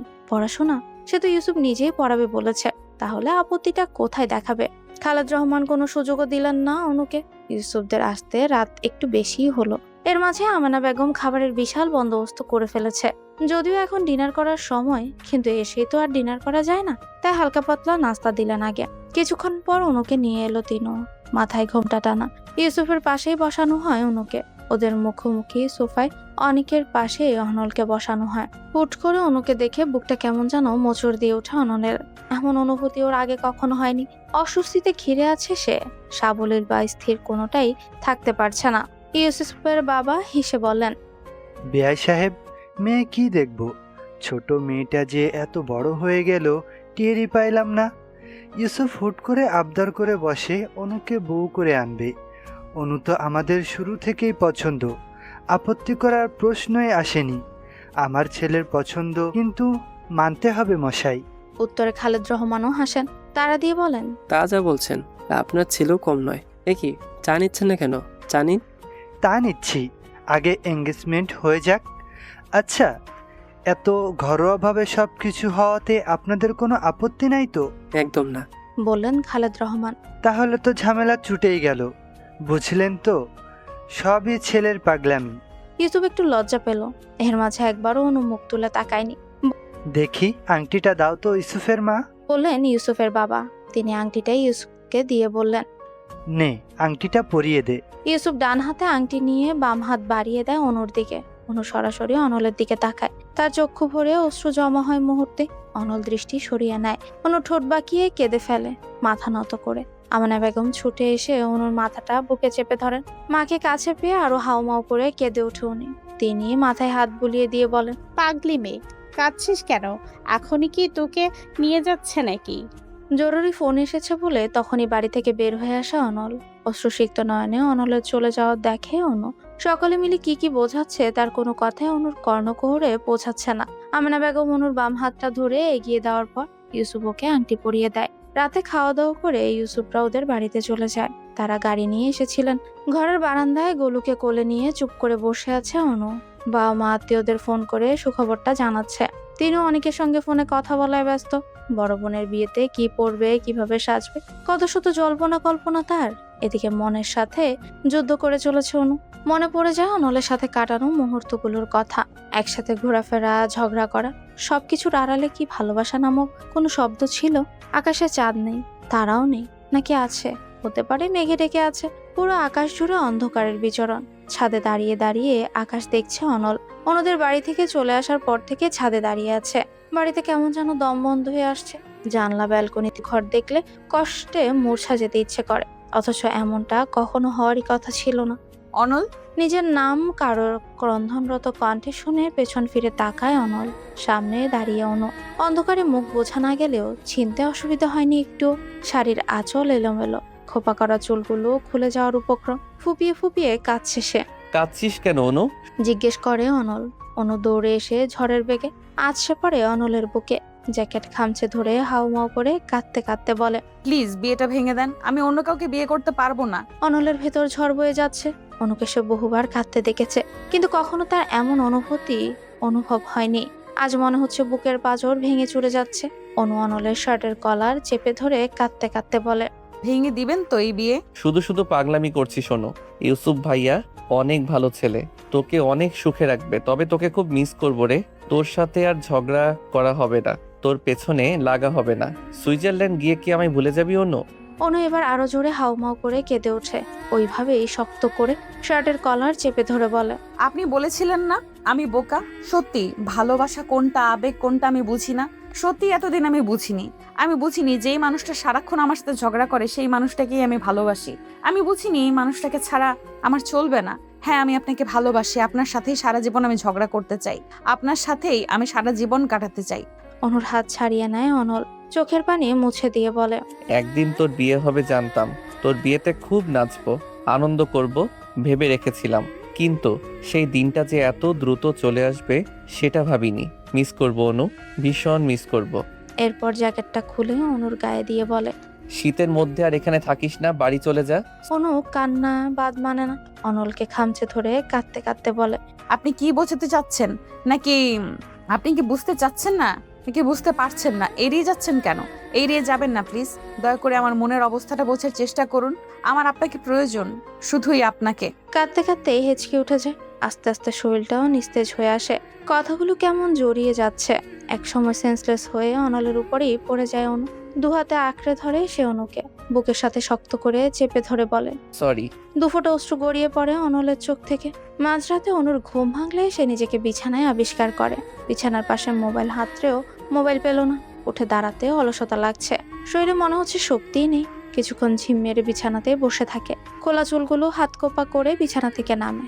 লাইট জ্বালিয়ে দেখে গোলু ফ্লোরে এক কোণায় গুটিসুটি হয়ে শুয়ে আছে। এই ঠান্ডার মধ্যে বেচারাকে কষ্ট দিচ্ছে ভেবে অনুর নিজেরই খারাপ লাগছে। গোলুর জন্য ছোট্ট বাক্সে আলাদা বিছানা বানিয়েছিল অনু। ওকে তুলে নিয়ে সে বাক্সের বিছানায় শুয়ে দেয়। ওর জন্য বানানো ছোট্ট ল্যাপটা গায়ে জড়িয়ে দেয়। গোলু একবার চোখ মেলে তাকিয়ে আবার চোখ বন্ধ করে ফেলে। অনুর মাথা চুলকে দেয় কিছুক্ষণ। বারান্দায় গিয়ে দেখে তিতুস খাঁচার মধ্যে ঝিমোচ্ছে। ওর খাবার প্রায় শেষ। ঘর থেকে খাবার আর পানি দিয়ে যায়। তখনই দৃষ্টি চলে যায় অনলের ঘরের দিকে। এখনো ওর ঘরে আলো জ্বলছে। অনুর মনে পড়ে যায় ছাদের ঘটনার কথা। অনলের নিষ্ঠুরতার কথা ভাবতে একদলা ভারী মেঘ এসে জমা হয় চোখের কার্নিশে, যার শেষ ফলাফল হিসেবে নাত্রপল্লব অশ্রুতে ভেজে ওঠে। দীর্ঘশ্বাস নিয়ে অনু ঘরে ফিরে আসে। ওয়ার্ড্রপ থেকে জামা কাপড় বের করে শাড়িটা আগে খুলে ফেলে। তারপর ওয়াশরুমে চলে যায় ফ্রেশ হতে। সকালে অনুর ঘুম ভাঙে আমেনা বেগমের ডাকে। চোখ না মেলে অনু বলে, বলো। ইউসুফ এসেছে তোর সঙ্গে দেখা করতে। এত সকালে? এত সকাল কোথায় পেলি? 11টা বাজতে চলেছে। অনু নিশ্চুপ। আবার ঘুমিয়ে পড়েছে নির্ঘাত। তিনি কাঁধে ধাক্কিয়ে আবার ডাকে, উঠে অনু, ছেলেটা সেই কখন থেকে বসে আছে। যাও, আসছি। তাড়াতাড়ি। আমেনা বেগম চলে যাওয়ার প্রায় 5 মিনিট পরে অনু ওঠে। আরো পরে উঠতো যদি না তিনু এসে ডেকে যেত। অনু ফ্রেশ হয়ে ড্রয়িং রুমে আসে। ড্রয়িং রুমে কেউ নেই। রান্নাঘরে উকি দিয়ে দেখে আমেনা বেগম রান্না করছেন। সম্ভবত দুপুরে রান্না করছেন। একজন বেশ ভালোই। উনি কোথায় জিজ্ঞাসা করে অনু। আমেনা বেগম পেছন ফিরে বলেন, তোর আক্কেল জ্ঞান কবে হবে বলতে পারিস? কখন থেকে এসে অপেক্ষা করছে। কোথায় সে? ছাদে। অনু চলে যাওয়ার সময় আমেনা বেগম পিছু ডেকে 2 মগ কফি এগিয়ে দিয়ে বলেন, খালি মুখে কথা বলবি নাকি? কফি নিয়ে যা। অনু কোনো প্রত্যুত্তর করলো না। শুধু নীরব হয়ে কফির মগ দুটো হাতে নিয়ে ছাদে চলে যায়। ছাদের রেলিং ধরে ধীর পায়ে মাথা থেকে ও মাথা পর্যন্ত হাঁটছে ইউসুফ। কুয়াশা থাকলেও মৃদু রোদও রয়েছে, পরিবেশটাও ওর বেশ ভালোই লাগছে। আপনার কফি। অনুর কণ্ঠ শুনে পেছনে তাকায় ইউসুফ, হাত বাড়িয়ে কফির মগ নিয়ে বলে, থ্যাংক ইউ। ওয়েলকাম। হুট করে চলে আসে বিরক্তি হওনি তো? বিরক্ত হলে কি চলে যাবেন? ইউসুফ অপ্রস্তুত হয়ে পড়ে। অনু মেকি মৃদু হেসে বলে, just kidding, don't be serious. অনুর হাসিতে তাল মেলালেও ইউসুফের কেন যেন খটকা লাগছে, ঘাপলা অন্য কিছু মনে হচ্ছে। কফিটা কেমন হয়েছে? অসাধারণ। তুমি বানিয়েছো? না, মা বানিয়েছে। আমি এত ভালো কফি বানাতে পারি না। দুজনেই নিশ্চুপ। অনুর দৃষ্টি মাঠের দিকে। এলাকার বাচ্চাদের সঙ্গে ফুটবল খেলছে অনল। বাচ্চাদের মতোই হাসছে। কত খুশি ছেলেটা। অনুর ঠোঁটের কোণে তাচ্ছিল্যকর হাসি ফুটে ওঠে। অনু, তুমি এই বিয়েতে রাজি তো? অনু এবার শব্দ করে হেসে ফেলে, হাসতে হাসতে বলে, এই প্রশ্নটা কি আরো আগে আমাকে করা উচিত ছিল না? অনু, তোমার সঙ্গে রিলেশন করার মতো কোনো ইন্টারেস্ট আমার ছিল না। আমার ইচ্ছে ছিল আমি তোমায় বিয়ে করে বউ করব। এজন্য বাবাকে দিয়ে ডিরেক্ট বিয়ের প্রস্তাব পাঠিয়েছি। সমস্যাটা এখানেই। আমার পরিবার আপনার পরিবারের মতো নয়। আপনার পরিবারে আপনার অনেক গুরুত্ব আছে, ইচ্ছের দাম রয়েছে, যেটা আমার পরিবারে আমার নেই। এমনকি একবার আমায় জিজ্ঞেসও করা হয়নি আমি কি চাই, আমি বিয়েতে রাজি কিনা। তাহলে কি তুমি বিয়েতে রাজি নও? না হলেও বা আপত্তি কোথায়? বিয়ে তো হবেই। বাবা মায়ের ইচ্ছে। সরে যেতে পারছিল না। কোনো রাতে ঘুমিয়েছিল কিনা তার জানা নেই, কিন্তু তার চোখের পাতায় ঘুম সারা রাতে একবারও আসেনি। অনু ইউসুফের বউ হবে, এটা ভাবতেই বুকটা মোচড় দিয়ে ওঠে। অজানা অদৃশ্য কষ্টরা জেকে ধরে। অনু ভালোবাসাটা আগে ফিল করতে পারেনি, হয়তো অনলও নয়। তবে এখন যে অনুভূতি হচ্ছে তার নাম কি? ভালোবাসা। অনু ছাদ থেকে নেমে আসে। ভার্সিটিতে আজ তো যাওয়াই হলো না, তবে একটু হেঁটে আসা যায়। সেও কাউকে কিছু না বলে একাই হাঁটতে বের হয়। মাঠের পাশ দিয়ে যাওয়ার সময় অনল দৌড়ে আসে। হাঁপাচ্ছে সে। অনু কিছু বলছে না, চুপচাপ হেঁটে চলেছে শুধু। কেমন আছিস অনু? অনু নিরুত্তর। অনল প্রশ্ন করে, কথা বলবি না? এবার অনু কোনো উত্তর দিল না। একটা রিক্সা ডেকে চুপচাপ উঠে পড়লো। এমনকি একটা বার অনলের দিকে ফিরেও তাকায়নি। অনুর এহেন ব্যবহারে বুকের ভেতরটা কেমন যেন চিনচিন করে ওঠে অনলের। অসহায় লাগে। অনু তো এমন নয়। পুরো বাড়িতে পিনপতন, নীরবতা চলছে। এমনকি ফ্যানের ভনভন করা শব্দটাকেও প্রকট মনে হচ্ছে এখন। অনুর সামনেই চোয়াল শক্ত করে ক্রুদ্ধ হয়ে দাঁড়িয়ে রয়েছে খালেদ রহমান। হাঁটতে যাওয়ার সময় মাঝ রাস্তাতেই খালেদ রহমানের সঙ্গে দেখা হয়ে যায়। তার অগ্নিবর্ণ দৃষ্টিতে বলে দিচ্ছিল ঠিক কতটা রেগে আছেন তিনি। কিন্তু রাস্তায় কিছুই বলেননি। অনুকে সঙ্গে করে বাড়িতে নিয়ে এসেছেন। এতক্ষণ ক্ষুব্ধ হয়ে চুপচাপ থাকলেও এবার তিনি কষে থাপ্পড় বসান অনুর গালে। টাল সামলাতে না পেরে কয়েক কদম পিছিয়ে যায় অনু। সঙ্গে সঙ্গে মনে হয় গাল কয়েক ইঞ্চি ফুলে গেছে। এতটা ব্যথা হচ্ছে যেন মনে হচ্ছে গাল ফেটে এক্ষুনি রক্ত বের হবে। গাল চেপে ধরে দাঁড়িয়ে থাকে অনু। ঠোঁট কামড়ে ধরে কান্না আটকানোর চেষ্টা করে। খালেদ রহমান বাজখাই গলায় বলেন, তোমায় এত সাহস কে দিয়েছে বিয়ে ভাঙার? কোন দিক থেকে ইউসুফকে তোমার অপছন্দ বলো? নীরবে চোখের অশ্রু বিসর্জন দিচ্ছে অনু। আমেনা বেগম কাছে আসার আগে খালেদ রহমান চিৎকার করে বলেন, খবরদার, মাঝখানে আসবে না তুমি। এখানে আমি আর অনু কথা বলছি। আজ আমার সব প্রশ্নের উত্তর ওকে দিতে হবে। এবার তিনি অনুকে জিজ্ঞেস করলেন, তুমি কেন বিয়ে ভেঙেছ? চুপ করে থাকবে না অনু? মাথায় রক্ত চেপে আছে এমনিতেই। ইউসুফকে তোমার কেন পছন্দ নয়? আমি এখনই বিয়ে করতে চাচ্ছি না আব্বু। সবাইকে ছেড়ে এত দূরে আমি থাকতেও পারবো না। ফুপিয়ে ফুপিয়ে বলল অনু। অনলের কথা বলতে কেউ বলতে পারলো না। যেখানে অনল অনুকে ভালোই বাসে না, সেখানে বাবার সামনে এই কথা বলার বৃথা মানেই হয় না কোনো। রাগে গিজগিজ করছেন খালেদ রহমান। চোয়াল শক্ত করে বললেন, বড় হয়ে সাহস বেড়ে গেছে? নিজের ভালো বুঝতে শিখেছ? করো নিজের ভালো। তোমার কোনো ব্যাপারে আমি আর নেই। কথা শেষ করে নিজের ঘরে গিয়ে ধীরেম করে দরজা বন্ধ করে দেয় খালেদ রহমান। অনু আর এক সেকেন্ডও দাঁড়িয়ে না থেকে বাড়ি থেকে বেরিয়ে আসে। তিনিও আমেনা বেগম অনেকবার ডাকলেও পিছু ফিরে দাঁড়ায়নি। অনেক আমি কেন জানি অনুর বিয়ে নিয়ে খুশি হতে পারছি না, বলল অনল। অনেক কম্পিউটারে গেমস খেলছিল। অনলের এই কথা শুনে সচকিত হয়ে তাকিয়ে বলে, কেন? এই কেনর উত্তরই তো আমার কাছে নেই। তুমি কি অনুকে ভালোবাসো? কাল রাতে অনু ছাদে এসেছিল। কেন? আমার কাছে। কি বলছে? অনু আমায় ভালোবাসে, বিয়ে ভেঙে দিতে বলেছে, কান্নাকাটি করেছে অনেক। আমার মনে হয় অনলের পুরো কথা শেষ হওয়ার আগে অনেকের ফোন বেজে ওঠে। তিনু ফোন করেছে। ওকে ওয়েট ভাইয়া বলেই অনেক ফোন রিসিভ করে।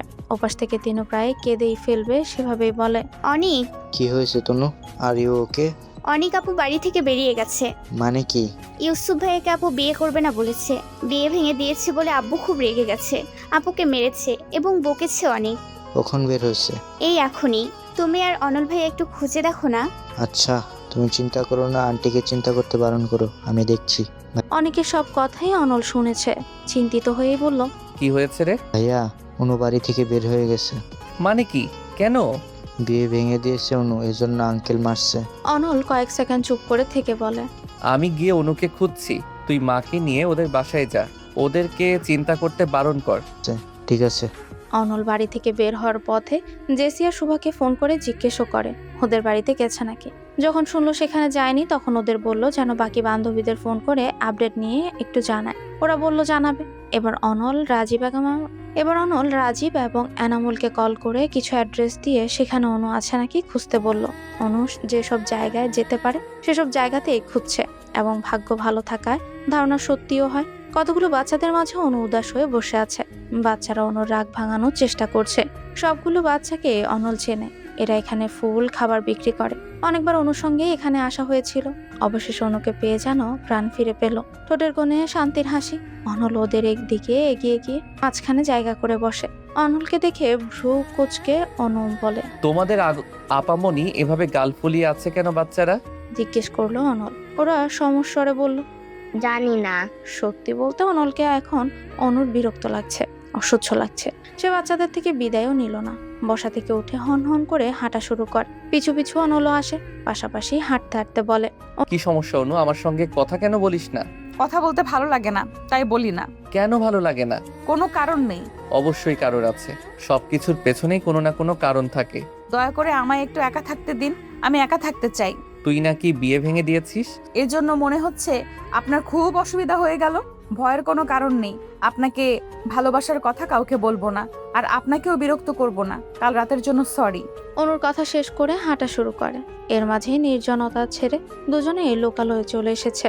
চারপাশে লোকজনের সমাগম। অনল পেছন থেকে বলে, সরি বললেই তো এখন আর কিছু হবে না অনু, আমি তোকে একাও থাকতে দেব না, কারণ আমি তোকে ভালোবাসি। I love you.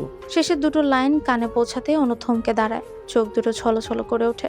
ভালোবাসা পাওয়ার যে আনন্দ, সে আনন্দের রেখা ঠোঁটের কোণে। অনলের দিকে এবার ঘুরে দাঁড়ায় অনু। পাশ থেকে তখন দৌড়ে আসে কিছু লোক। তখনই একটা মেয়ে ধাক্কা দিয়ে যায় অনুকে। সম্ভবত দৌড়াতে গিয়ে অনুর সঙ্গে ধাক্কাটা খায়। ধাক্কাটা এতটাই জোরে লেগেছে যে টাল সামলাতে পারেনি সে। অনু ঘুরে পড়ে যাওয়ার মুহূর্তে তরল জাতীয় কিছু ওর মুখে এক সাইডে এসে পড়ে। সঙ্গে সঙ্গে গগন বিদারী চিৎকার করে রাস্তায় লুটিয়ে পড়ে অনু। যন্ত্রণায় ছটফট করতে থাকে। গালের এক সাইড এবং গলার মাংস ঝলসে যেতে শুরু করে মুহূর্তে। পুরো ঘটনা এত দ্রুতই ঘটলো যে অনল বুঝে উঠতে পারলো না ঠিক কি হলো। দুহাতে মুখ ঢেকে রাস্তায় গড়িয়ে গড়িয়ে কাঁদছে অনু। ছটফট করছে। যখন বুঝে উঠতে পারে অনুর শরীরে অ্যাসিড পড়েছে, ততক্ষণ অনল উদ্ভ্রান্তের মতো ছুটে আসে। কিছু দূর থেকে আরো একটা মেয়ের গগন বিদারী আর্তনাদ শোনা যায়। আশেপাশের লোকজন কয়েকটা ছেলেকে ধরে ফেলে। অনলের দম বন্ধ হয়ে আসছে। ঘন কালো অন্ধকারে আচ্ছাদিত ধরিত্রী। আনন্দ নেই, হাসি নেই কোথাও। চারিদিকে শুধু থমথমে পরিবেশ। বাঁধনহারা হয়ে কাঁদছেন আমেনা বেগম এবং তিনু। খালেদ রহমান একটু পরপর শার্টের হাতায় চোখ মুছছেন। তাদের মেয়ের সাথে কেন এমনটা হতে হলো? ডাক্তার জানিয়েছে অনুর গাল থেকে গলা পর্যন্ত একদম ঝলসে গেছে। ভেতরে কাউকে অ্যালাউ করেনি। বাইরে থেকে সকলে এক পলক দেখেছে শান্ত নির্জীব অনুকে। বুকের ভেতরটা একদম হুহু করে ওঠে। যে কষ্ট কাউকে বোঝানো যায় না, আর না সবাই বোঝে। যারা অ্যাসিড ছুঁড়েছিল ওদেরকে পুলিশের হাতে তুলে দেওয়া হয়েছে। ওদের স্বীকারোক্তি দ্বারা জানা গিয়েছে অনুকে অ্যাসিড মারার উদ্দেশ্য ওদের ছিল না, বরং অন্য মেয়েকে অ্যাসিড ছুটতে গিয়ে অনুর শরীরে পড়ে যায়। পুলিশ হাসপাতালে এসেছিল, কিন্তু অনু অথবা অ্যাসিড আক্রান্ত অন্য মেয়েটি অর্থাৎ আখি এখন কথা বলার মতো সিচুয়েশনে নেই। ডাক্তার জানিয়েছে এখনই তাদের কারোর সাথে কথা বলতে দেওয়া যাবে না। পুলিশও ওদের দুজনে জবানবন্দি ছাড়া কিছু করতেও পারবে না, তাই অপেক্ষা করা ছাড়া কোনো গতি নেই। করিডোরের একপাশে দেয়ালের সাথে মাথা ঠেকিয়ে দাঁড়িয়ে আছে অনল। বারবার চোখের সামনে অনুর ছটফট করা তখনকার সেই দৃশ্যটা ভেসে উঠছে। কত কষ্ট ওকে পোহাতে হয়েছে। কি হবে সামনে? অনু এসব সহ্য করতে পারবে তো? ডাক্তার এসে জানায় ওরা এখন স্বাভাবিক, সুস্থ। সবার আগে কথা বলার জন্য পুলিশই যায়। যদিও তারা উপস্থিত অনল এবং আরো কয়েকজন জিজ্ঞাসাবাদকে উক্ত ঘটনাটা শুনেছিল, তবুও একই প্রশ্ন তারা অনু এবং আকিকেও করে। পুরো ঘটনা অনুর বলার প্রয়োজন হয়নি, শুধু এটাই জানিয়েছে সে তাদের কাউকে চেনে না। হুট করে কি থেকে কি হয়ে গেল তা বুঝতেও পারেনি। আখির জবানবন্দি এমন ছিল, এসিড নিক্ষেপকারী একজন, যার নাম পলাশ। পলাশ আমায় প্রেম প্রস্তাব দিয়েছিল কলেজে যাওয়ার সময়। সে ভালো ছেলে নয়, আমি না করে দিয়েছিলাম। এরপর থেকে সে প্রায় আমায় বিরক্ত করত। রাস্তাঘাটে উত্ত্যক্ত করত। তারপরও যখন আমি রাজি হইনি তখনও হুমকি দিয়ে বলে, তোর এই সুন্দর চেহারা নিয়ে এত বড় না, তোর এই চেহারাই আমি নষ্ট করে দেব। সরাসরি ভয় না পেলেও মনে মনে আমি ঠিকই ভয় পেয়েছিলাম। কিছুদিন কলেজেও যাইনি। এরপর যখন আবার কলেজে যাওয়া শুরু করলাম তখন আর পলাশ আমায় বিরক্ত করতো না।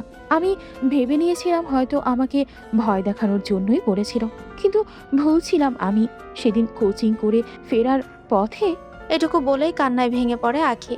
নিজেকে সামলে নিয়ে বলে, সেদিন কোচিং থেকে ফেরার পথে পলাশ ও ওর সঙ্গীরা আমার দিকে এগিয়ে আসে, অদ্ভুতভাবে হাসে। আমি ভয় পেয়ে দৌড়ানো শুরু করি। দৌড়াতে দৌড়াতে অন্য একটি মেয়ের সঙ্গে ধাক্কা খাই। আমার জন্য ওই মেয়েটাকেও এসিডের শিকার হতে হয়। এবার আখির কান্নার ধমক আরো বেড়ে যায়। ডাক্তাররা জানায় এই সময় ওদের উত্তেজিত করা ঠিক হবে না। পুলিশের যা জানার দরকার তা জেনে নিয়েছে, আর কোনো প্রশ্ন তারা করেনি। তবে এটা বলেছে যে এর প্রাপ্য শাস্তি পলাশ ও তার বন্ধুরা পাবে। হাসপাতালের বাইরে সাংবাদিকদের দলবল। একদিনে একই সময়ে 2 মেয়ে অ্যাসিডের শিকার। এই খবর যেন মুহূর্তেই ছড়িয়ে পড়েছে সব জায়গায়। ডাক্তাররা তাদের হাসপাতালের ভেতর অ্যালাউ করেনি। তারাও উন্মুক্ত হয়ে অপেক্ষা করছে অনু এবং আখির সঙ্গে কথা বলার জন্য। এর মধ্যে যতটুকু জানা হয়েছে ততটুকুই টিভি পত্রিকায় প্রচার করা হয়ে গেছে। তাদের আগের ছবি এবং অ্যাসিডে ঝলসে যাওয়া ছবি দেখে সকলের মনেই আক্ষেপ। এত সুন্দর হাতের যদি এই অবস্থা হয়ে থাকে তাহলে মুখের অবস্থা কেমন হয়েছে? বাড়ির সামনে আসার পর এলাকার মানুষদের করা বিকৃত মুখভঙ্গি বারবার চোখের সামনে ভেসে উঠছে। তাদের চোখে ভয় স্পষ্ট ছিল। তারা কি অনেকে ভয় পাচ্ছে? ঘর থেকে সকল প্রকার আয়না জাতীয় সরঞ্জাম সরিয়ে ফেলা হয়েছে। সে নিজেই তার মুখ দেখার জন্য উদ্গ্রীব হয়ে রয়েছে। কেমন দেখাচ্ছে তাকে, খুবই ভয়ঙ্কর। খুব ঠোঁট ভেঙে কান্না চলে আসে। ফ্লোরে গুটি গুটি পায়ে গুলো ঘুরে বেড়াচ্ছে। তিতুস ওর কোলের কাছে এসে বসে আছে। খুব গভীর মনোযোগ দিয়ে তাকালে মনে হবে তিতুসও বোধ হয় কাঁদছে, তবে সে অন্যান্যদের মতো ভয় পাচ্ছে না। আমেনা বেগম প্লেটে করে খাবার নিয়ে আসেন। তিনুর হাতে পানির গ্লাস। কাঁদতে কাঁদতে ওদের চোখ মুখ ফুলে গেছে। নিজেকে কোনো রকম ভাবেই সামলে রাখতে পারছেন না আমেনা বেগম। অনুর মুখের দিকে তাকালে বুক ভেঙে কান্না আসে। চোখ নামিয়ে ভাত মেখে মুখের সামনে ধরে। অনু বিষাদিত সুরে বলে, তুমি ওকে আমার দিকে তাকাতে ভয় পাচ্ছ মা? তিনি মেয়ের দিকে তাকিয়ে অশ্রু ত্যাগ করেন। অনুর মাথাটা বুকে চেপে ধরে বলেন, না মা না, আমি কেন ভয় পাবো? তুই আমার মেয়ে, আমার কলিজা। তুই আগে যেমন ছিলি এখন তেমনই আছিস। আমার অনু সবসময় সুন্দর। না মা, আমি আগের মতো নেই। আমি নেই আগের মতো। মানুষ এখন ভয় পায় আমায় দেখলে। কাঁদতে কাঁদতে কথাগুলো বলে খাবারের প্লেট দূরে ছুঁড়ে মারে। ফ্লোর জুড়ে ছিটিয়ে পড়ে ভাতের দানা। শব্দ শুনে ভয় পেয়ে গোলু খাটের কোনায় লুকিয়ে পড়ে। আর তিতুস উড়ে চলে যায় অন্যত্র। অনুকে সামলানো মুশকিল হয়ে পড়ছে। ঘরের সবকিছু এলোমেলো করতে করতে কাঁদছে। আহাজারি করে বলছে, এই বিশ্রী মুখ নিয়ে আমি কি করে বাইরে যাব? কেন হলো আমার সাথে এমন? আপু প্লিজ তুমি একটু শান্ত হও, এভাবে ভেঙে পড়ো না। ফুপিয়ে বলে তিনু। দুহাতে নিজের চুল আঁকড়ে ধরে নিজেকে মানানোর চেষ্টা করেও ব্যর্থ হয় অনু। বড় বড় শ্বাস নিয়ে বলে, তোমরা চলে যাও, আমি একটু একা থাকতে চাই। ওই মুহূর্তে ঘরে এসে উপস্থিত হয় অনল। ইশারায় আমেনা বেগম এবং তিনুকে ঘর থেকে চলে যেতে বলে। তারা যাওয়ার পর অনলকে দেখে আরো রেগে যায় অনু।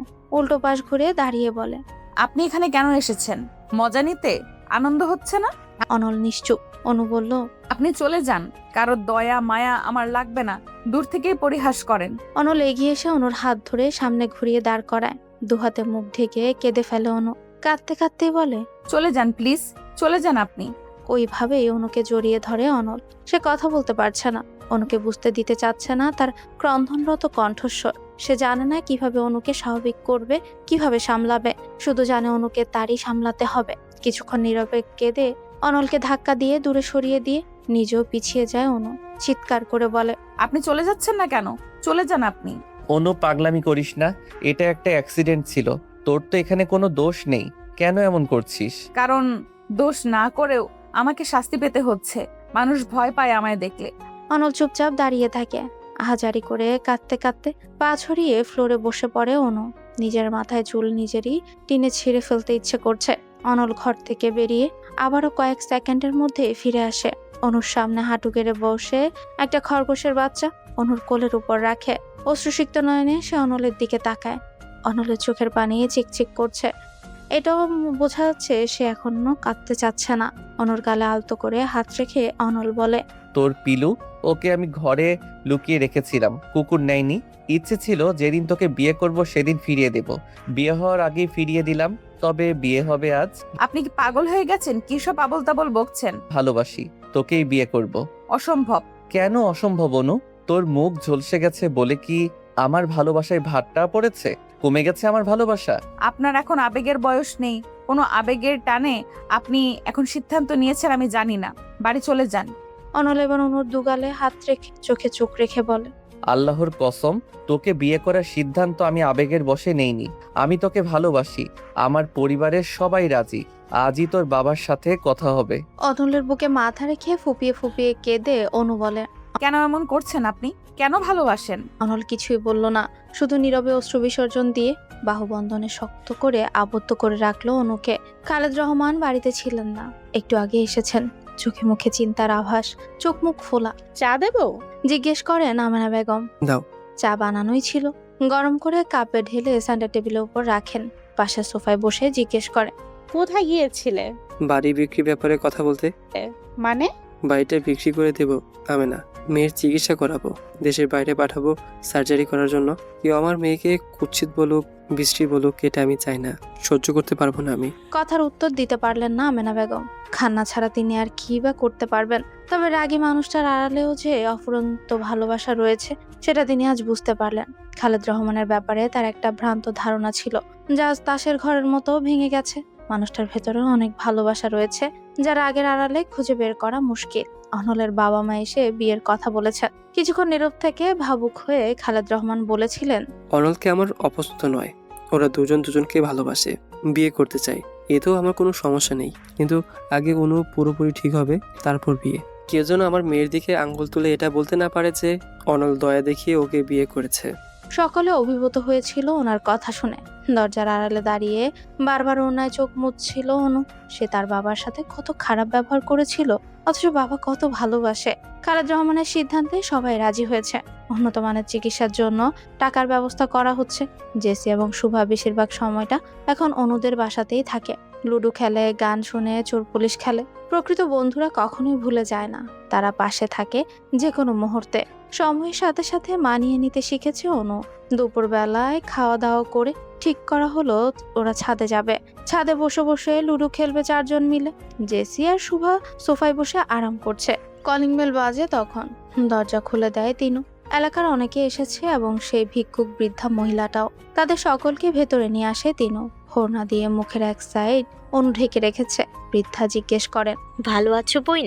তোমার খবর আমি শুনছিলাম, আসছিলামও দেখতে, কিন্তু তুমি তখন কারোর লগেই দেখা করো নাই। অনু কৃত্রিম হেসে বলে, ভালো আছি দাদু। কথাবার্তার শব্দ পেয়ে খালেদ রহমান এবং আমেনা বেগমও ড্রয়িং রুমে আসেন। সকলের সঙ্গে আলাপ বার্তা করেন। এরপর তারা সবাই টেবিলের উপর টাকা রেখে বললেন, বেশি টাকা পয়সা দেওয়ার সামর্থ্য আমাদের নাই ভাই। অনু জানে আমাদের অবস্থা, যা পারছি দিছি। আমরাও চাই আমাদের অনু আবারও প্রাণ ফিরে পাক, হাসি খুশি অনু ফিরে আসুক আমাদের মাঝে। আমেনা বেগম এবং খালেদ রহমানের চোখে পানি এসে পড়ে। এতগুলো মানুষ অনুকে ভালোবাসে, এমনি এমনি নয়, অনু তাদের ভালোবাসে। কিছু মানুষ ভালোবাসার প্রতিদান দিতে জানে না, যেটা করে তা হচ্ছে বেইমানি। এই সহজ সরল মানুষগুলো বেইমানি বোঝে না। তাদের প্রত্যেককে অনু কোনো না কোনো ভাবে সাহায্য করেছিল, তাদের বিপদে পাশে দাঁড়িয়েছিল। এখন অনুর বিপদে তারাও মুখ ফিরিয়ে নেয়নি, পাশে এসে দাঁড়িয়েছে তাদের সামর্থ্য অনুযায়ী। কজনই বা থাকে বিপদের সময় পাশে। যদিও টাকার ব্যবস্থা সব হয়ে গেছিল, তবুও খালেদ রহমান তাদের ফিরিয়ে দিলেন না।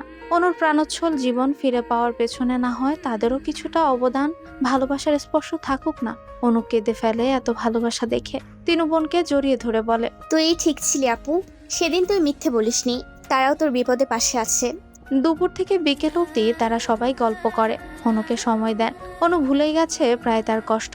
সবাই পাশে আছে, কিন্তু অনল নেই। ওকে ছাড়া সবকিছু বড্ড ফাঁকা ফাঁকা লাগছে। অবশ্য সে গেছে পাসপোর্ট আর ভিসার কিছু কাজ শেষ করতে। ওরা কালই যাচ্ছে সুইজারল্যান্ডে সার্জারি করার জন্য। এখানে ইউসুফের হাত রয়েছে, সে সহযোগিতা করেছে বলেই চিকিৎসার ব্যবস্থা দ্রুত হয়েছে।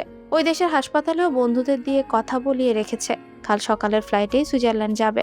সব কাজ শেষ করে রাতে বাড়িতে ফেরে অনল। রাতে অনুদের বাসায় খায়। ইশারায় তিনুকে জিজ্ঞেস করে, অনু কোথায়?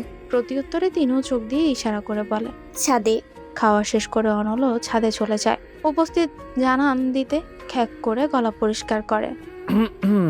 অনু একবার পেছনে তাকিয়ে দৃষ্টি সরিয়ে নিল। চাদরটা আরেকটু ভালো করে টেনে গায়ে জড়িয়ে নিয়ে আড়ষ্ট হয়ে দাঁড়ালো। অনল দাঁড়িয়ে গিয়ে রেলিংয়ের সাথে হেলান দিয়ে বলে, উফ ঠান্ডা। অনু এবার তাকালো না। অনল এবার অসহায়ের মতো মুখ করে বলে, একটু চাদরটা শেয়ার করবি অনু, খুব ঠান্ডা লাগছে। কেন সাথীর কাছে গিয়ে চান? চেতে বলল অনু। এখানে আবার সাথী আসলো কোথা থেকে? আকাশ থেকে। সেদিনের কথা মনে নেই? আছে, ওই দিন ওকে জ্যাকেট দিয়েছিলাম। তারপর যে একদিন আমাদের বাড়ির ছাদে তোকে জ্যাকেট দিলাম, এখন তুইও চাদর শেয়ার করবি, করতে বাধ্য তুই। দে। অনল চাদরে ধরে টান দিতে যাবে, তার আগে অনু দূরে সরে যায়। দেব না। সারাদিন কোথায় ছিলেন আপনি? কত কাজ আমার, রাত পোহালেই কাল চলে যাবি। আজ এমন করছিস কেন? কাল কে কে যাবে? পৃথিবী শুদ্ধ মানুষ যাবে তোর সাথে। ভ্রুকুচকে মুখ কালো করে ফেলে অনু। অনল ভেঙিয়ে বলে, ঢং। অনু আমতা আমতা করেই বলে, আন্ডার। হ্যাঁ আন্ডার বলছিলাম। কিসের আন্ডার? কিসের আন্ডার? ওই যে কবিতা বলছিলাম আমি। Twinkle twinkle little star, how I wonder what you are. জোরপূর্বক ঠোঁটে কৃত্রিম হাসি ফুটিয়ে বলল অনু। অনল ওর মাথায় গাঁটটা মেরে বলে, গাধি, ওইটা আন্ডার না ওয়ান্ডার হবে। এবারও বোকার মতো হেসে অনু বলল, হ্যাঁ ওই একই। অনল আর কিছু না বলে চলে যায়। এদিকে বুকের উপর হাত রেখে জোরে শ্বাস নেয় অনু। বড় বাচ্চা বেঁচে গেছে আজ। কিছু বলেও শান্তি নেই, সব শুনে ফেলে গন্ডার যেন কোথাকার। বিড়বিড় করে বলল সে। আবারও একা দাঁড়িয়ে থাকে। অদ্ভুত মানুষ চলে গেল, কই একটু গল্প করবে তা নয়। আচমকা তখন অনল ফিরে এসে চাদরটা টেনে নিয়ে নেয়, গায়ে জড়িয়ে পেছন থেকে অনুকে জড়িয়ে ধরে বল, আমার অনুর চিকিৎসা হবে আর আমি থাকবো না। কাল আমিও যাব, আমার পাগলির পাশে আমি থাকবো, একদম ঢাল হয়ে। অনুর ঠোঁটে হাসি ফুটে ওঠে। অনলের হাতটা শক্ত করে চেপে ধরে। অনল বলে, জানি শোনো, তোর প্রতি আলাদা টান ভালোবাসা সবসময় আমার কাজ করতো, কিন্তু ঝগড়া করতে করতে কেন জানি ভালোবাসাটা ধরতেই পারতাম না। সত্যি বলতে তোর পাশে অন্য কোনো ছেলেকে আমি সহ্য করতে পারতাম না, তাসিনকেও না। আমার ভয় হতো তোকে হারিয়ে ফেলার। এরপর যখন তাসিনের বিষয়ে খোঁজ খবর নিয়ে জানলাম ওর ক্যারেক্টার ভালো না, তখন অনেক খুশি হয়েছিলাম। বলতো কেন? কেন? কারণ আমি জানতাম প্রমাণ করতে পারলে তুই কোনোদিন ওর সাথে রিলেশন রাখবি না, আপদ বিদায় হবে। আচ্ছা যদি এরকমটা হতো, অ্যাসিড না লেগে রোড অ্যাক্সিডেন্টে মারা যেতাম, অথবা এই অবস্থার পর সুইসাইড করতাম, তখন কি করতেন? সঙ্গে সঙ্গে অনুকে নিজের দিকে ঘুরিয়ে শক্ত করে জড়িয়ে ধরে অনল। পারছে না শুধু বুকের ভেতর ঢুকিয়ে রাখতে। অনু মৃদু স্বরে বলে, ভর্তা হয়ে যাব তো। অনল এবার আলতো করে ধরে বলে, এমন কথা কখনো মুখেও আনিস না অনু। তোর এই অবস্থাতেই আমি বেঁচেও জিন্দা লাশ হয়েছিলাম।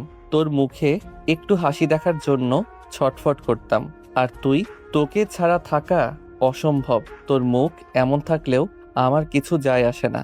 যে কোনো পরিস্থিতিতেই তুই আমার, সবভাবেই সব সাজেই আমি তোকে ভালোবাসি। মুখের অপারেশন না করলে আমারও কোনো আফসোস থাকতো না। সত্যি আমি তো বুঝেই নিয়েছি, চিনেই নিয়েছি কারা আমার পাশে আছে আর থাকবে। বন্ধু তো অনেক আছে, কিন্তু দিন শেষে শুধু জেসি আর সুভাগেই পেয়েছি। অনেকের বাবা মা নাকি এও বলেছে যে নিজের দোষে নাকি আজ আমার এই অবস্থা। তাদের ধারণা মতে আমি চঞ্চল, হয়তো কোনো ছেলের সাথে খারাপ ব্যবহার করেছি, তাই আমার এই হাল।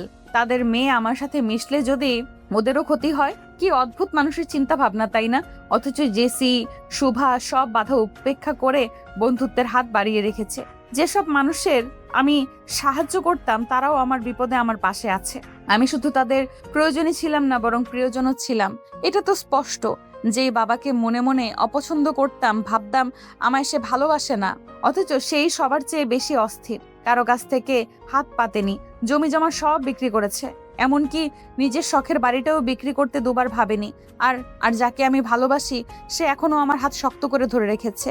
তার বাবা মা ভাই এসে 3 বেলা আমায় দেখে যাচ্ছে, সাহস জুগিয়ে যাচ্ছে, বারবার মনে করিয়ে দিচ্ছে তাদের বাড়ির বউ হওয়ার কথা। তারা অপেক্ষায় আছে। তাহলে এখন আপনিই বলুন, কেন আমি সামান্য অ্যাক্সিডেন্টের জন্য সবকিছু ছেড়ে দেব?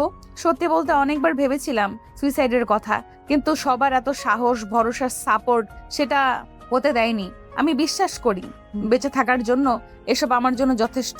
অনলের বুকে মাথা রেখে কথাগুলো বলল অনু। অনুর কপালে চুমু খেলো অনল, আর একটু শক্ত করে জড়িয়ে ধরে চুলে হাত বুলিয়ে দিয়ে বলল, আমার পাগলিটা অনেক বুঝদার হয়েছে। আকাশে আজ চাঁদ দেখতে পাচ্ছিস?